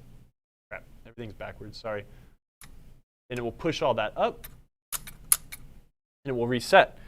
If you have a set of Bally drop targets that is not resetting cleanly all the time, make sure that this part of this bar is not ovaled out really bad. It makes itself way more apparent on longer banks. So we're talking like, I mean, the longest bank I think Bally really ever did was a 5 bank. And you'll notice this a lot, especially on EMs or really old busted beat games, like a Captain Fantastic, for example, where this side, right, the first 3 drop targets closest to the coil will reset perfectly all the time. Maybe the 4th one might not, and the 5th one like will rarely ever reset clean. And what that is there's some adjustments on those banks, but a lot of the times you'll find that this bar is ovaled out, where this attaches to this. So when this pulls, right, it's pulling this side towards the coil in perfect fashion. But when it reaches its top of stroke, the other side is still sagging a teeny bit, and you won't get reset on the last 2 targets. So that's something to consider. Bally did have, gosh, how did they do it? There was something with like a big bushing with set screws, and you could actually twist to kind of adjust them the right way. I don't have one here to show you, but I'm not going to get into it. But that's something to consider too. I've struggled with that before on longer target banks, and that's what it is every time. I always forget. Yeah. Centaur. Nice self-dropping targets. Yep. Xenon. Argue about Bakelite somewhere? What? What kind of fiber do you think that board is made of? I think Some it kind is of phenolic fiber board. Phenolic fiber board or something. It's definitely not Bakelite. Bakelite is a very brittle plastic. But I hear people refer to that stuff as Bakelite all the time. And they're wrong.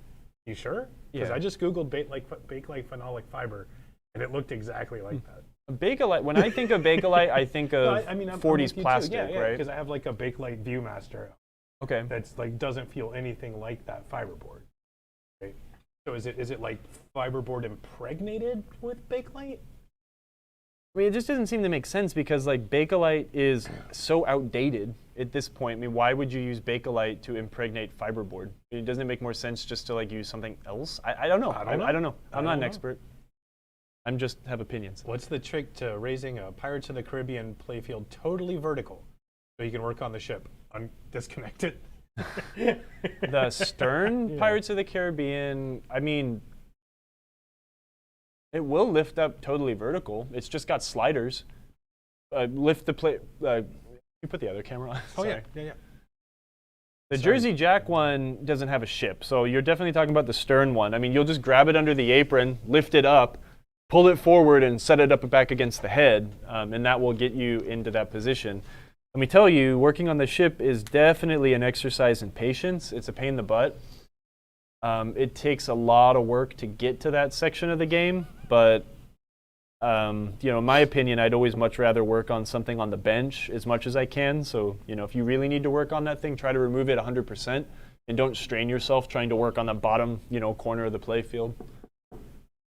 So, Centaur really does have some nice drop targets. It's cool. Man. I like how it's got that shot in between the drop targets. That just feels so good. There's something cool. JJP has 2 ships. Yeah, but it's not the ship. He says, I need to work on the ship. So I know which Pirates of the Caribbean that is. The good one. No, I'm just kidding. Oh. It's cool. That ship is so cool. I've never actually played the JJP. It's pretty cool. I've played the stern one plenty of times. I won the giant ticket from Chuck E. Cheese back in the day on it. Like it would spit out this giant ticket that was worth like 1,000 tickets. That's awesome. That's awesome. I really like the Jersey Jack Pirates because it's like, I don't know, there's just so much to do. I don't know what the hell I'm doing, and that's fine because I don't need to know what I'm doing, but there's just a lot going on. It's really cool. Like the ball lock mechanism is fun. I really like all the shots. It's really cool to like have all these multi-balls going at one time. That's a really neat game. I definitely miss having those in the shop. That was fun when we were distributing those things. I hated delivering them. I hate delivering Jersey Jack games. So heavy. They're so heavy. But, you know, we were talking about... Oh, didn't even get a stretch, man. But Today's been a long day. It's been a long week. It has been a long week. Steve has been doing it, and I helped a little yesterday. You helped me so much yesterday. We were testing the new Thank you for website. taking time out of your day for doing it. Hey, no problem. Yeah. I'm here to help. That was awesome. We were working on a new version of our website, and it's going to be so cool. It's only Thursday. Yeah, I know. When does your weekend, Pez Johnson? Do you do a standard Monday through Friday, or? Yeah, are you one of those, like, I work Thursday and Friday kind of guys, all fancy? No. Nolan has a Deadpool. What? Yeah, that was a great deal. He got a Deadpool Pro and 4,000 for his homemade Medieval Madness. Yeah, it's insane. That's insane. Good job. Good for you, man. That was awesome. That's great. You'll have way more fun. Medieval Madness is a neat game, but I'd rather play Medieval Madness at a bar than at my house. So you'll have way more fun with Deadpool. Ooh. Oh, yeah, so Pez is like me, where he's got a 7-day-a-week job. Like all of us, yeah. Yeah, you too. Yeah. I've got lots of service calls to do. I'm tired. I need someone else to do service calls with me. I'm hiring a unpaid internship in South Carolina to fix pinball machines. Hopper wants to see the playfield on Vector. The top side or the underside? We can see both, but I took it all apart. It's naked. Well, mostly naked. So true. Side hustle, more like side hassle. Am I right? Man, it can be. It really. You get to meet really cool people for the most part. Get to meet some cool people. Like our friend in Casey. No, Irma. No, where? Chapin. Yeah, like our friend in Chapin. That he's guy's great. Amazing. He's great. Good, fun. It's fun because that dude has like all Ellies, so they're all like nice, but they're also and like 5 kegerators. I've got to go work on a Grand Lizard that I really want to buy and a Fireball Classic, also in Chapin next weekend. It's a lot of work. But that being said, no, it is fun because I miss working on pinball machines all day, every day. So it is fun to do on the weekends. But that being said, sometimes I miss having weekends. Top. Okay, we'll show you the top. Did a pet monkey called Cletus. I'll take you. You can come down. We'll give you a hat that says Cletus on it. Yeah. Let's look at the top of the playfield on this sucker. You put the little camera on again. I took some pictures because I know this game is going to be apart for a really long time. But I did get the go-ahead. I think I'm going to try to get four of these ramps reproduced, the flat ramps. I'm also going to do it for Black Knight. So we'll see if people actually buy these things. The weird thing about this is it's just vector. So I don't know if people actually will, but we'll see.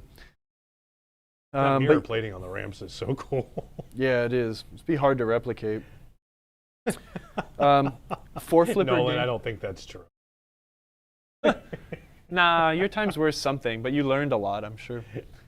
4 flipper game, 3-inch flipper up here, 2-inch flipper for the side to hit the hype targets, which are very dangerous to hit from the lower flippers here because it's a real big rebound.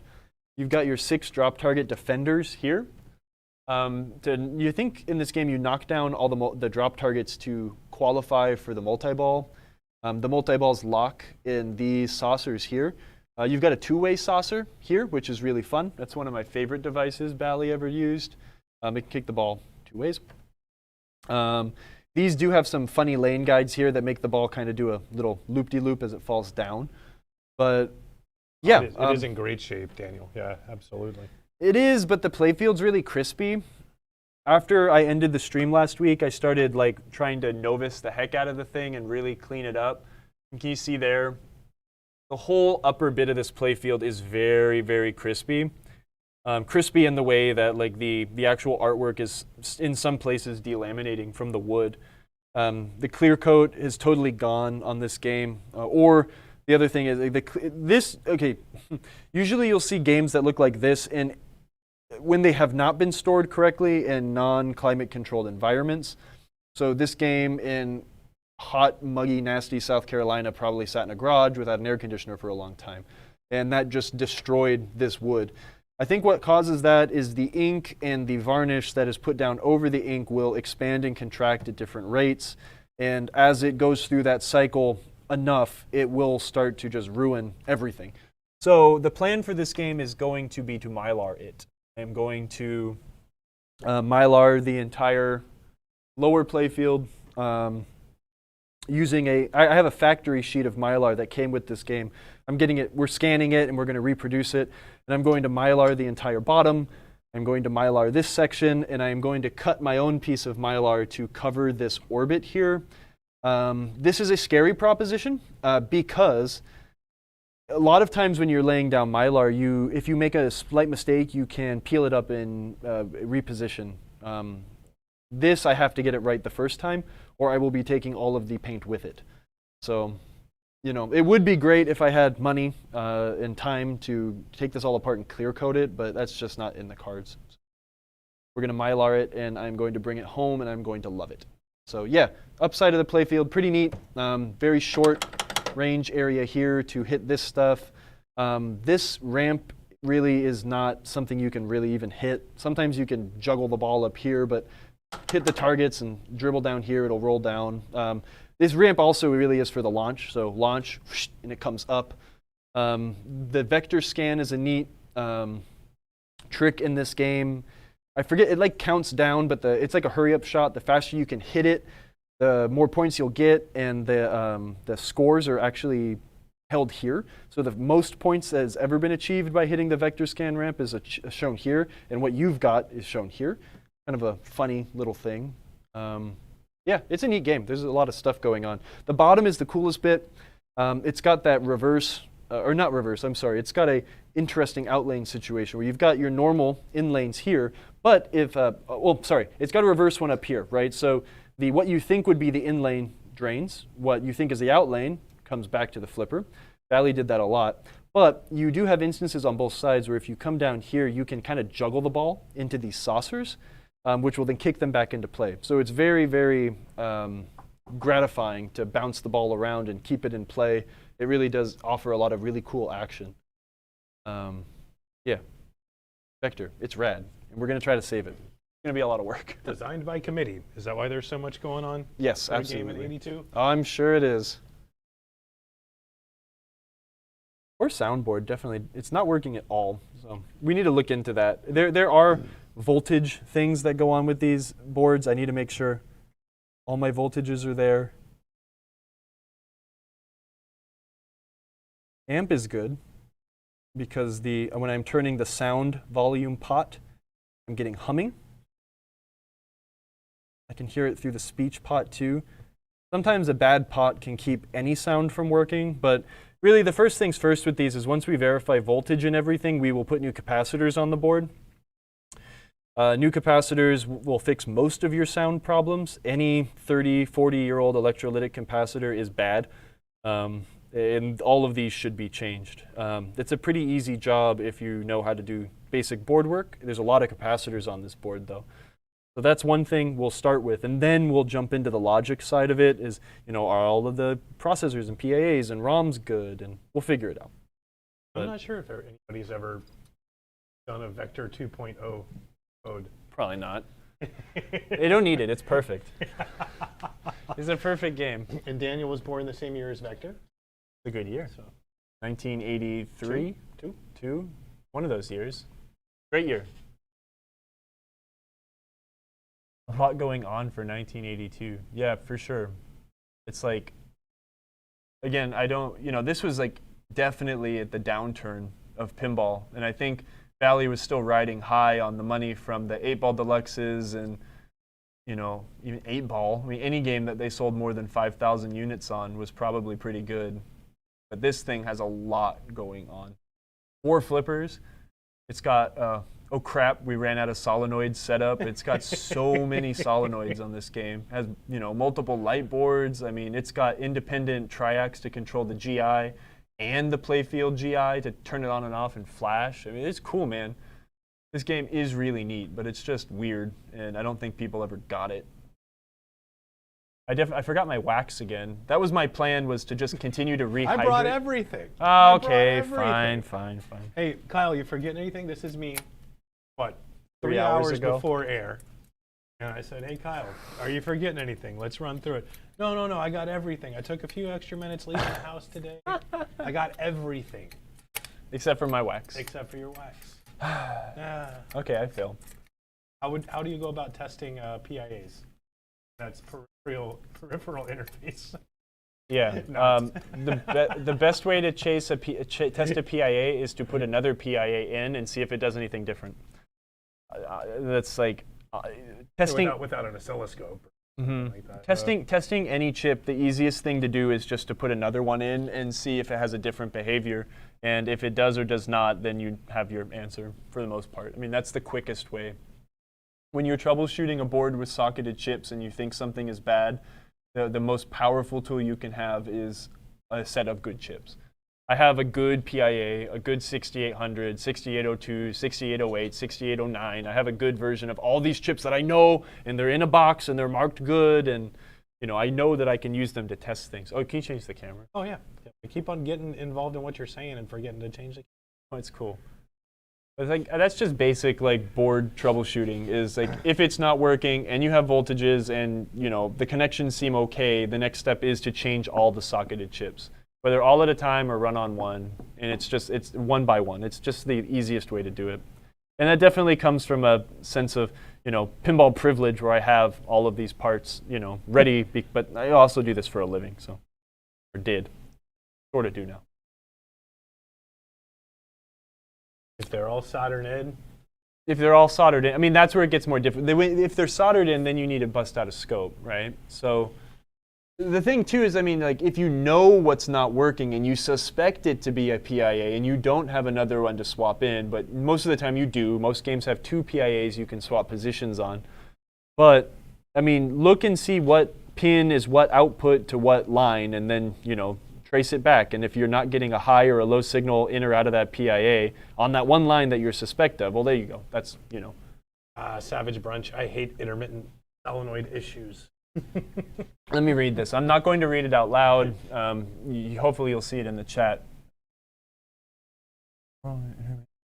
Kicker solenoid. Work 95% of the time. And we'll just click and not fire the solenoid.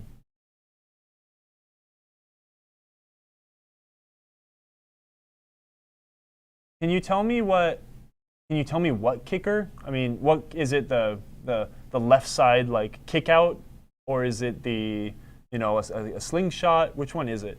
Because you've got 2 different ways that Williams handled solenoids on System 11 boards. Left cellar. Left cellar. So that's the scoop, the left scoop. Yeah. So here's the things to check. If the solenoid itself is if it is working at all, you've probably got a good coil. But the way to test that, you're going to yank it off, make sure your diode is on there, make sure that both ends of the wire winding are attached and they haven't broken. Yank at them with a screwdriver. If you break it, a new coil is only like $15, but then at least you know that you can rule that out. The price of copper's gone up. You're looking at more like 18 now. Oh my goodness, $18. The other thing to check on those games too is make sure that's not the only one working, right? You can work upwards, where coils will share a daisy-chained or in-series wiring for the voltage. Make sure that the next, if the left cellar is probably not, but if it only has one wire attached to it, right? The banded side of the diode, that's your voltage. There's probably another coil behind it that has 2. If one of those wires has come off, again, since they're daisy chained and they run from coil to coil, that could be causing a problem. Maybe you don't know another kick solenoid isn't working because it might not be as important as the cellar kicker. Make sure that you have good connections to the board. On System 11, the entire computer is the driver for all those solenoids. So you could have a crappy connection at a plug. Maybe a IDC connector has totally failed and you're getting weird intermittent connection there. Maybe you've got cracked solder. There could be a lot of things. Always look for the simplest things first, which is why I mentioned look for the broken wire on another solenoid. Look for a broken wire on the actual solenoid itself, right? One of your windings. Check the easy stuff first. Don't just jump. I think the thing is, like, and this isn't to be disparaging in any way, but a lot of times when the first thing people think is the problem is the thing they understand the least. And I'm no expert. I don't understand computers either. But a lot of people will be like, this isn't working. It must be the computer. Look at the easy stuff first, because that is where your problem most likely lies. And then report back. Daniel suggested trying to directly fire it by using the transistor. Yeah, if you supply ground. You'll want to ground. Right. Okay. Yeah. Don't do this unless you know what you're doing and you're really confident. But you can run you can attach an alligator clip to a ground, find the corresponding transistor that drives that coil, and then just tap that grounded alligator wire to the tab, right? The big metal bit that sticks up on the back of the transistor. And if that fires, then you know that everything from the transistor down to the coil is good. And then you can kind of separate it there to see if it's a logic problem, which would be on the computer, or if it would be a problem with everything other than the logic. So anyways. And Indiana Jones, thanks for buying parts, keeping us on the air. Shack Attack. Heck Awesome. yeah. Beautiful. Thank you. I don't have any experience with Vectordome other than shooting at them with pinballs. Yeah, I mean, I know EM ones, but it just stays in the back, most recessed position. It doesn't, I don't remember, we'll jump back to Savage in a second, but let's talk about the VariTarget. I don't know how much they changed it from the EM days, but a VariTarget is a target that is on a pivot, right? And then there's a circuit board that has sets of rivets. And to put it simple, because the circuit's actually pretty complicated on an EM, but when this target starts wiping back, it will award the amount of points of the last set of rivets that it has hit or wherever it's sitting, whatever. And then what it should do, depending on the logic of the game, is award points, and then there's a small solenoid that will release the actual pivot, and it will snap back into place. So I don't know how they did it on the System 3 stuff, but make sure that it can actually pivot. Wow. Make sure it can actually pivot. Make sure it's clean. Make sure that the solenoid that releases it is not burnt up or has any other assorted problems. Make sure that, start there. Look at it. Take it apart. Sometimes when you take it apart, the problem is very apparent. But don't take it apart if you're not confident. Gottlieb had good parts drawing, so you can't find these manuals online. You can purchase them. I recommend purchasing it from us or Steve Young's Pinball Resource if we don't have it in stock. But they have good part drawing, so it's very easy to see how things go together. Yeah, I think we have a good drawing on our website, VariTarget. We just don't have it. Yeah, we very well could. So if you look up the part number, we might have a drawing of it on the website. But again, if you have that game, buy the parts manual for it. It's invaluable. Bad Cats does have a VariTarget. Yeah, it's pretty cool. Cool. I love Bad Cats. It's a great game. What do you Oh yeah, I'll take another Sprite. Savage Brunch says, the clicking sound seems to come from the solenoid itself. The warning lights as usual, and then just a click. Solenoid shouldn't click. There's nothing in a solenoid that can click. What you might be hearing is the clicking of the general illumination relay. I wish I had a problematic game where we could actually go over that whole procedure, but essentially when it comes to trying to figure out a solenoid problem, is it a problem with a physical mechanism? Is it a problem with your wiring? Or is it a problem with the logic in the circuitry that drives that solenoid? And it's your job to figure out where that is. Like I was saying, hell, let's just do it here. We'll do an example. This is different because this is a Bally game, not a Williams game. But let me show you what I was talking about. Do this at your own discretion. This holds no legal bearing. Thank you. But if you do this and you blow something up or break something on your game, you can't come after me for screwing up. It's your fault, not mine. But I'm going to show you what to do. Throw on the small camera, please. I don't remember which one is the knocker. I want to try to hit the knocker, but I don't remember. Whatever. So check this out. the transistor that drives the solenoids in a Bally game is the same transistor that drives the solenoids in your Whirlwind. It is your job to go in your manual and figure out, deciphering in the schematic, which one of these transistors drives the coil you are trying to troubleshoot. What I'm going to do now, when I ground this and actuate a coil, what we're going to do is this is going to be testing everything from the transistor down to the coil, right? So me grounding this is going to take into consideration the header, right? Cracked solder. If we had badly cracked solder, we might not get a fire. It's going to test this connector. It's going to test all the wiring all the way down to whatever solenoid we end up firing. So let's choose this one here because it's wide open. I'm going to take this, which is connected to ground, and very, very quickly hit it against that, which does nothing. So let's choose a different one. Does nothing. Okay, now I'm going to, hold on. All the solenoids were working. Let's see. Give me a sec. It should fire the solenoid. Let's actually shorten this cable. Try again. Try this guy here. There you go. I was probably hitting, maybe I was touching, I was touching the top, which maybe has a coating on it, which is not conductive. So this solenoid, this drive here is for the pop bumper.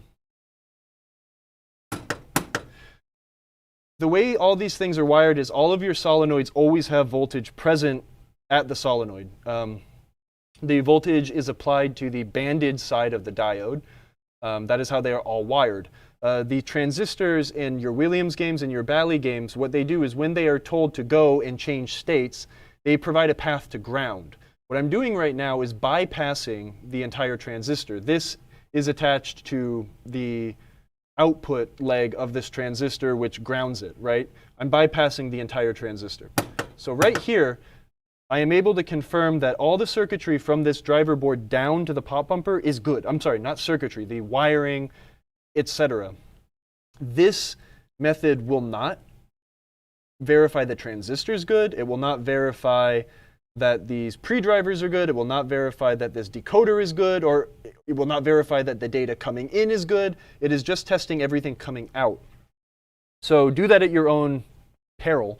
But that is one way to very quickly wipe out a lot of troubleshooting and focus your investigation in the correct spot.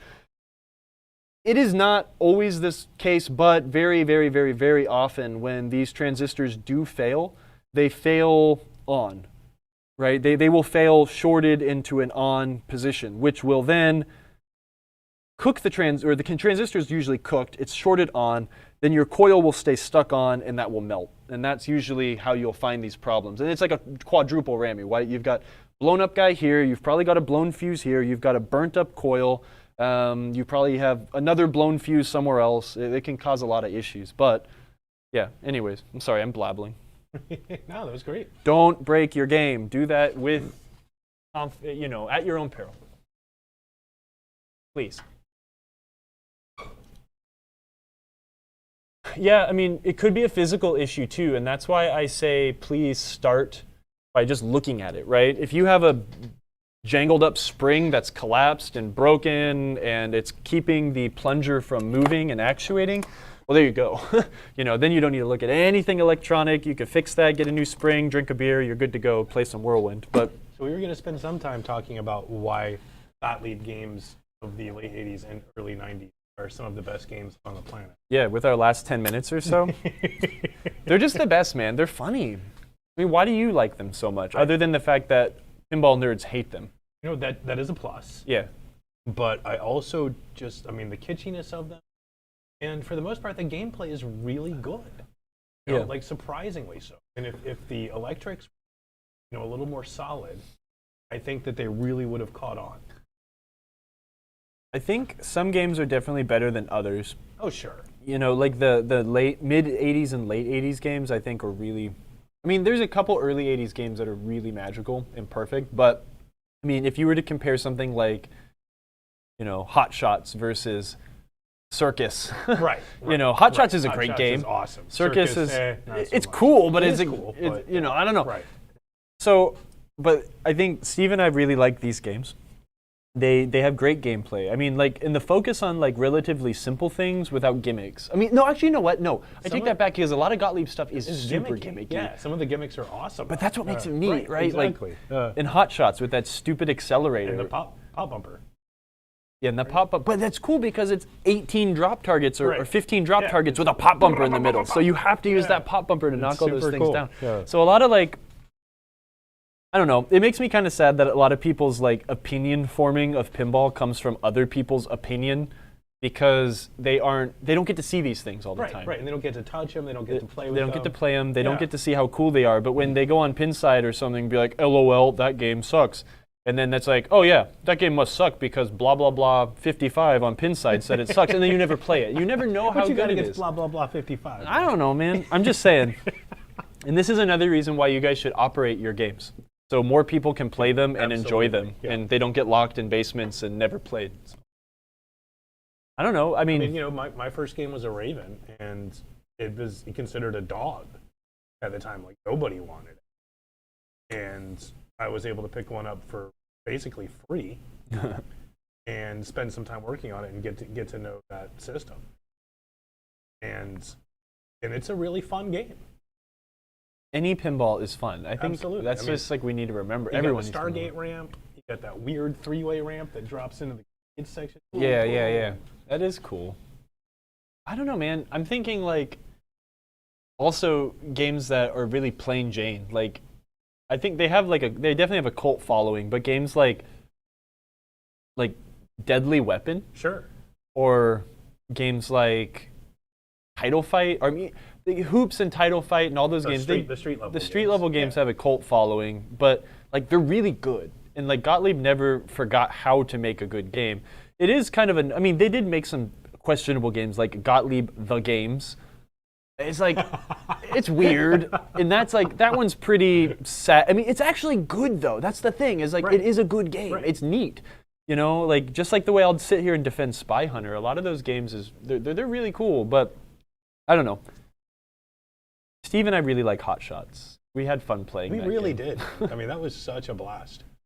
And, you know, we never would have played it if that wonderful couple from Atlanta hadn't brought it. And, you know, I spoke to them at the show, and, they, you know, when I said thank you for bringing Hot Shots, they were just ecstatic. They were like, yeah, you know, nobody ever gets to play it. Mm-hmm. And we brought it out, and they repeated what you said without ever hearing it from you, is that there's no such thing as a bad pinball. Great. I'm gonna get that caught on. Let's make that into a emote. You know, that's the thing is like, you know, people always ask me, it's like, why didn't you bring this to the show? Or why didn't you bring this to the show? All right, Daniel, that may be one that I'm not a huge fan of, but Spring Break is personally me. It's all right. It's Surf and Safari and Spring Break are two games that are, you know, whatever. They're not great, but you know what? If that was the only game somewhere, I would play the heck out of it. And I mean, if Shack Attack were there next to Medieval Madness, I'd probably play Shack Attack. Mm-hmm. Yeah, because when's the last time you saw Shack Attack? Exactly. I see Medieval Madness every time I go to someone's house, right? It's like everyone has a Medieval Madness. And that's the thing. It's like that's why whenever I go to pinball shows, so I'm excited for Southern Fried next year. It's like I'm going to bring more games, right? I'm going to bring weird stuff though, because I want to bring stuff like everyone has a Twilight Zone, everyone has an Addams Family, everyone has a Theater of Magic. That stuff's boring, right? Like where's the Baby Pac-Man, and where's the Kings of Steel, and where's the friggin' Hot Shots, right? You know, that's why I like going to pinball. Where's the Night Moves, man? Where's Night Moves is at the coffee shop, man. People love that game. The coin box is almost full, so I need to go empty it soon. Alien Star, yeah, man. Alien Star, great game. TX Sector, great game. Love the art on that. TX Sector. Yeah, TX Sector is cool. Bone Busters. It's so cool. It's so funny. Genesis is great. Car Hop kind of sucks, but whatever. They all can't be good.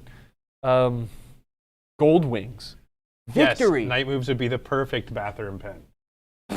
Night Moves was my dinner table for a while in my old house.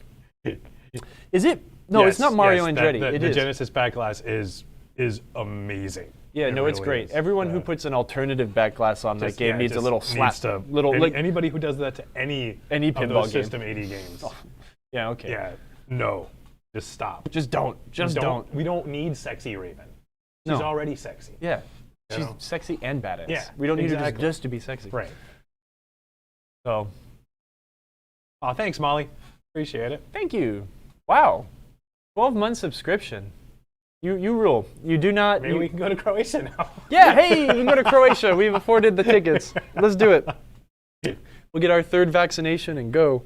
Hey, in case any of you guys are in California, the Bay Area, California Extreme is happening this year. That's in right. a very much reduced capacity. It is this weekend. Go to the website, californiaextreme.com. There are stipulations. You need to be vaccinated and bring proof with a photo ID.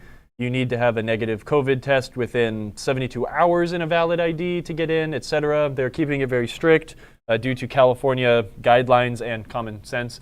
But go. If you're in the Bay Area, it's going to be a lot smaller than it normally is. But man, there's so many fun games that Jim and TJ and Mark and I mean, just everyone. But I always see games there that I Can- never see anywhere else. Yeah, their collection is just incredible. Especially on the arcade side. Oh yeah. Like, there's just some real rarities there.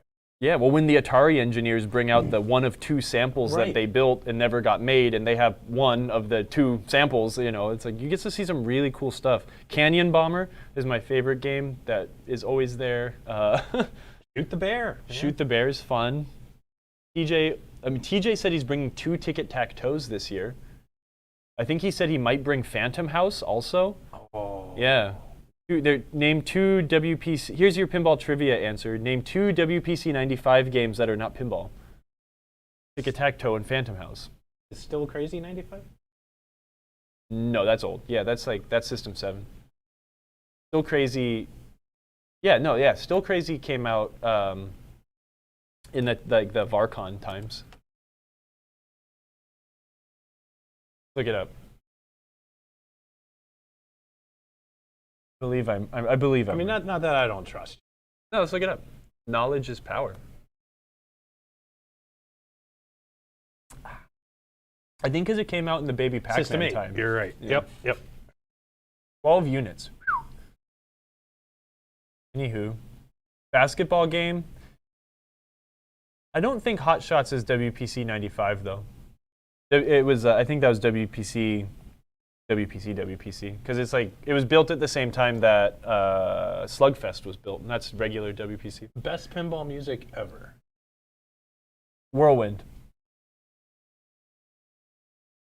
I'm gonna say the soundtrack to Whirlwind is probably the most badass overall.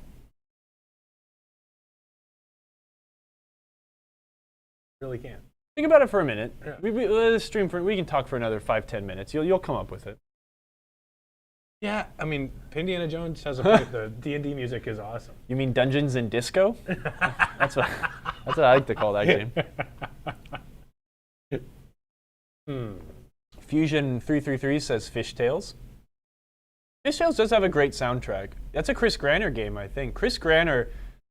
Whirlwind was done by Chris Granner. Chris Granner did all of my favorite sound packages in like more modern, noise and music pinball era. Yeah, I think for me, I might just have to go with Xenon. I know it's cliche, but I mean, Suzanne Ciani is just such a G.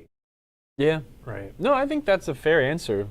I don't think that's like, you're not stooping to a level by saying Xenon either. Right. Because Xenon is... and Night Moves as well. Night Moves has an amazing soundtrack.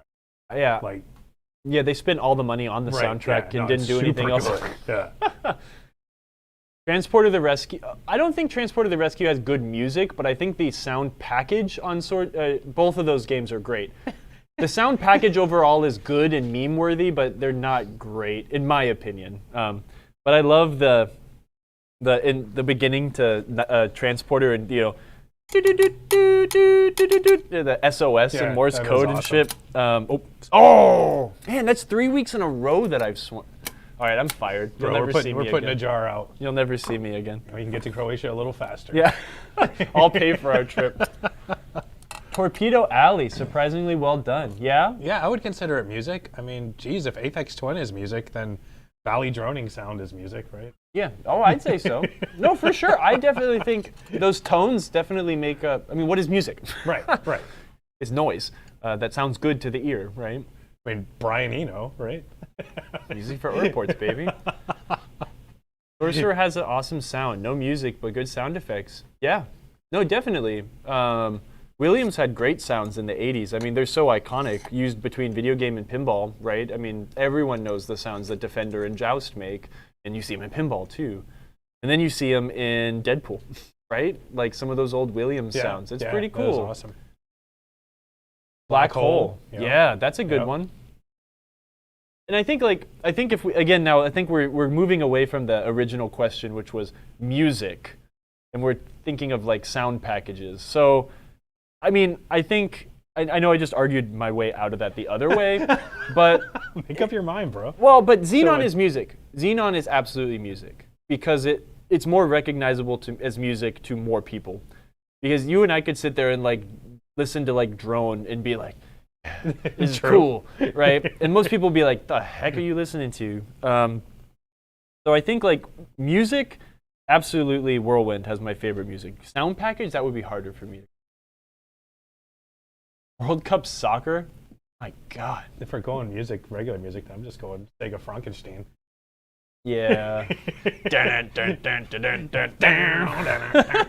Oh no, we're gonna get DMCA'd. Stop. Oh shoot, we can't do that.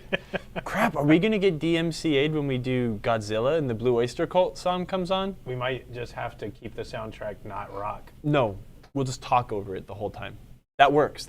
When Jacob the Carpetbagger, plug for my favorite YouTube channel. When Jacob the Carpetbagger goes to places with DMCA music, I love Jacob. Yeah. He just talks over it, and that works. So. Now, Carpetbagger's awesome. I was watching Carpetbagger last night. The haunted houses? Yes. Five haunts in one night? The night of many haunts? Yes. Yeah. It's so fun. Oh, man. Yeah, you should go. Here, plug for a YouTube guy. Dude's called Jacob. He goes all over the country, like looking at weird Americana and mostly like roadside attractions. And he's delved into like theme parks and stuff like that too. But dude's super funny and it's just an interesting experience to go see weird roadside America that is gone. So interesting. I didn't. Obi says that Stern has a streamer mode baked into Godzilla. Oh, neat. Well, I'm just gonna talk over it. It's fine. No, best part of Godzilla is Blue Oyster Cult. No. Monster Bash gets sound package. Monster Bash is pretty masterfully done. It is. In just sound. the orchestration, the choreography. Yeah. When the sounds occur. Well, the choreography of that game overall is just mind-blowingly really good. is. Between the silly toys and the gameplay and the lights and everything, that game's great. David is here berating us. You kids these days and your foul language. I can't decipher that last bit of that question, but it's also small and I'm blind. It says, is it just me or is no video ever posted to Citizen that does have profanity except those from officials? I don't know what that means, David. Can you rephrase that? I'm sorry, maybe I'm just dumb. Yes, Nolan, next week is Godzilla week. We are super hyped. Yeah, let's talk to be about able to that share again. That with you. Yeah. We're going to stop the sound package entries now. Funhouse music, Funhouse drives me insane, and I think it's awful, but it's good for the game, in my opinion. I also don't really like Funhouse. I don't know why. I'm taking that personally. I'm sorry. Not that you don't like Funhouse, but that Obi said just sing along with it and you'll fool the AI. Okay. There might be enough beer consumed where we can sit there and if Emoto is going to be our DD, then we can sit there and we can belt out some BOC classics. You know, it's going to be fun. Anywho, let me finish my thought on Funhouse, and I'm curious what you think. I don't care about Funhouse. I don't really like the game. I really don't think it's that entertaining, and it's just not for me. But I do understand why it is a really important, really great game. In the same way that Black Knight was a very important game for other people, like in that era of pinball. For me, it's like a nostalgia factor. I mean, I remember going to visit my brother at the University of Illinois in Champaign-Urbana and going to the student union with him, and they had a Funhouse there. And he was like, "Oh, you got to play this. It's so fun." And I played it and, had a blast. I was playing with my older brother. And I think every time I kind of get back on it, it brings that back a little bit. Well, nostalgia is really a powerful thing It's in a pinball, powerful drug, it is, right? yeah. You know, well, when people come in and they're like, well, I want to get my first pinball game. It's like, well, I remember when I was young, I played my student union. We played Black Knight or Captain Fantastic or Firepower or Funhouse, right? That's another real common one. So, but anyways, I'm not saying it's a bad game. It's just, I don't get it. Rudy swearing. Yeah, I'll no, get he was that. like, it was almost alive. Yeah, it seemed, it seemed like it had a personality. It's right? cool. Yeah. No, it really, for sure. Because the game talked back to you. It just didn't talk at you, right? And I think that's an important thing. There's a wall that was broken in the wonderfulness that is how they built. Anyways, yes, let's talk about Godzilla in our next week's stream. We talked about this at the top of the show, but we're going to talk about it again. Sorry, Steve is now on Twitch. Wait, do I not have MP? Oh, Manu's not even online yet. Oh, we can give him another 5-10 minutes. But let's look at who's playing pinball. Next week's show is going to be Godzilla based. We will probably gameplay stream Godzilla. Maybe. No, maybe not. Emoto gets in on Wednesday, so maybe we'll do like a Friday stream, possibly, of gameplay. Anywho, next week for our Pintech slot, right? We will most likely be we'll definitely be doing a Godzilla stream. We are going to take our Godzilla Pro, which we have here at the shop, and we are going to. Wow, no one's streaming pinball. Weird. Oh no, let's wait. Let's wait and see if Manu comes on. We're going to do a stream, hopefully with George Gomez. Oh, he said, do not wait for Manu. Streamed earlier. Ducks. We really might not have anyone to raid. There's only one other person streaming pinball right now, and we don't know who they are. And that doesn't count for like our willingness to raid them, but whatever. We'll see. So Let's go back. I'm sorry. I am. We're all over the place. We're all over the place. We're all over the place. Next week, we are going to supplant this show, Pintech Live, doing a Godzilla-focused stream. We will not be doing the standard, let's open up the game and look at the entire thing. We're going to most likely be talking with George Gomez or Mike Guidarelli, who is a systems engineer, or both. And we are really going to try to focus on the Insider Connect aspect of the game. And also focus on, that future philosophy, right? Like how they're going to try to integrate that in and some ideas, because I think it's really powerful and really cool. There really isn't a lot special about the Godzilla Pro mechanic-wise. It's a groundbreaking game in the sense that the design is insane, but when you look at all the devices underneath the playfield, the only unique one is the magnet, which is very cool. But when we get the premium in a month or two, that's the one we're really going to dive into and dissect all of the crazy new things that they put into that game. Maybe in between the Pro and the Premium, it might happen after the Premium, is we're definitely going to try to get a Jurassic Park pin on the show as well. So we can sit down and talk with Jack, and we can do the meeting of the fellow tall peoples. I've met Jack before a very, very, very long time ago at a Pacific Pinball Expo. Kyle's taller. I am 1 inch taller. His driver's license says 6'7", mine says 6'8". My driver's license says 5'9", but I'm like 5'6". Hey, well, we can measure myself again. I might be shrinking. Jack Danger will not be here, Nolan. He will be on the internet. Sorry, now, before I continue with these things, I need to read the chat just a teeny bit. The app Citizen reports crimes and incidents in your area.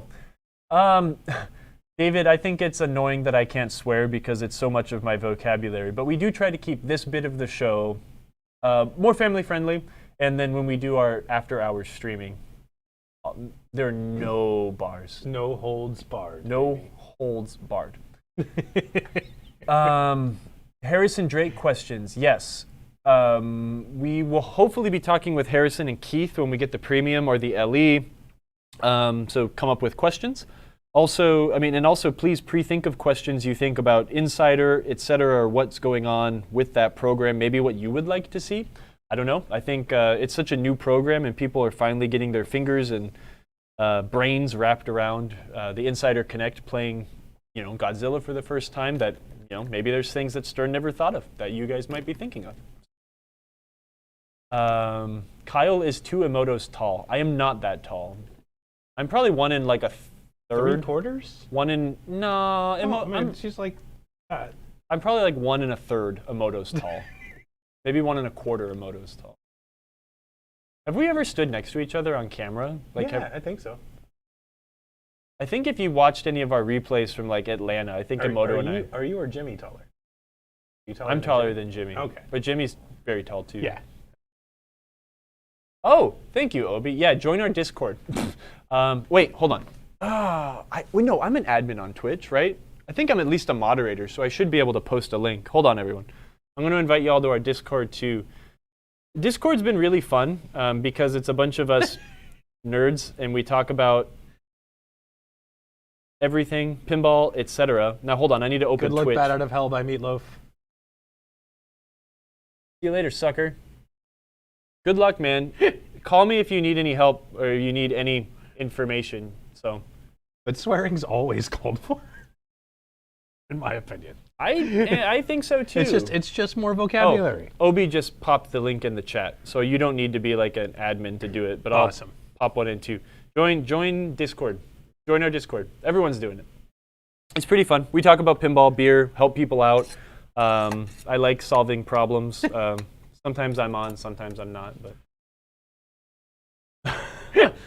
1,820 millimeters. How big is? I think I'm about 190. I'm about 190 centimeters, I think, because I think 2 meters is like 7 foot. Yeah. How can you look at 2 centimeters or 200? 2 centimeters. Yeah. Look at 2 meters. How tall are you? You're 6'10", you said? 6'8". Oh, I'm 207 centimeters tall. Wow. Thanks, Google. Thanks, Hey, Google. you divide by like 24? I'm not doing math. I hate math. Yeah. I've learned never do math on camera either. So, anyways, well, Steve and I are probably going to get going. So there may not be anyone to raid. I'm not seeing anybody. Let's go check one more time. All right. Do an F5, refresh. I know Emoto is a unit of measurement, I suppose, between all of us. We got people streaming Pinball Arcade. Yeah, I mean, virtual pinball is fun, but we might not raid anyone today. I'm sorry. I think we're just gonna call it. Yeah, So yeah, we're just gonna call it. So okay, goodbye, raid. Get out of here, Twitch. well, Be gone. we'll see you next week for the Godzilla Pro Extravaganza. Yeah, Godzilla Pro. Hold on, Daniel.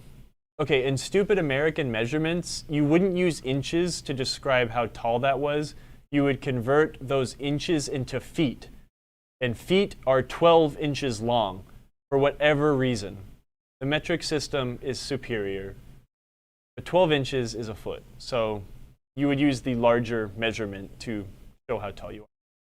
I'm just trying to teach him how to be an American, bad measurements. Most Americans don't even know. I mean, right, the size of King Henry's foot. Oh, okay. There you go. Huh. Yeah, Great system to base all your like bridges, your buildings. the poor British, man. Yeah, all It's that weird. stuff. It's like, oh, we got a new king. Because they use pounds to measure weight, but only when they're not weighing people, because people are stone. Right. And Yeah. distances are measured in miles, but only like when you're driving or something. And then it's a furlong after It's that? a kilometer. A kilometer? I don't know. I'm sorry. I'm sorry, England. I mean, I'm going to have to say the United Kingdom has the worst system of measurement because it takes the worst of the systems that we share and then adds in the superior metric system, and it just makes it confusing, man. That's crazy. All right, guys. We'll Okay. get the world figured out here soon. But One day. until then, y'all have a great week, and we'll see you next week. Thanks, everyone. Thanks, everybody. Bye. Everyone's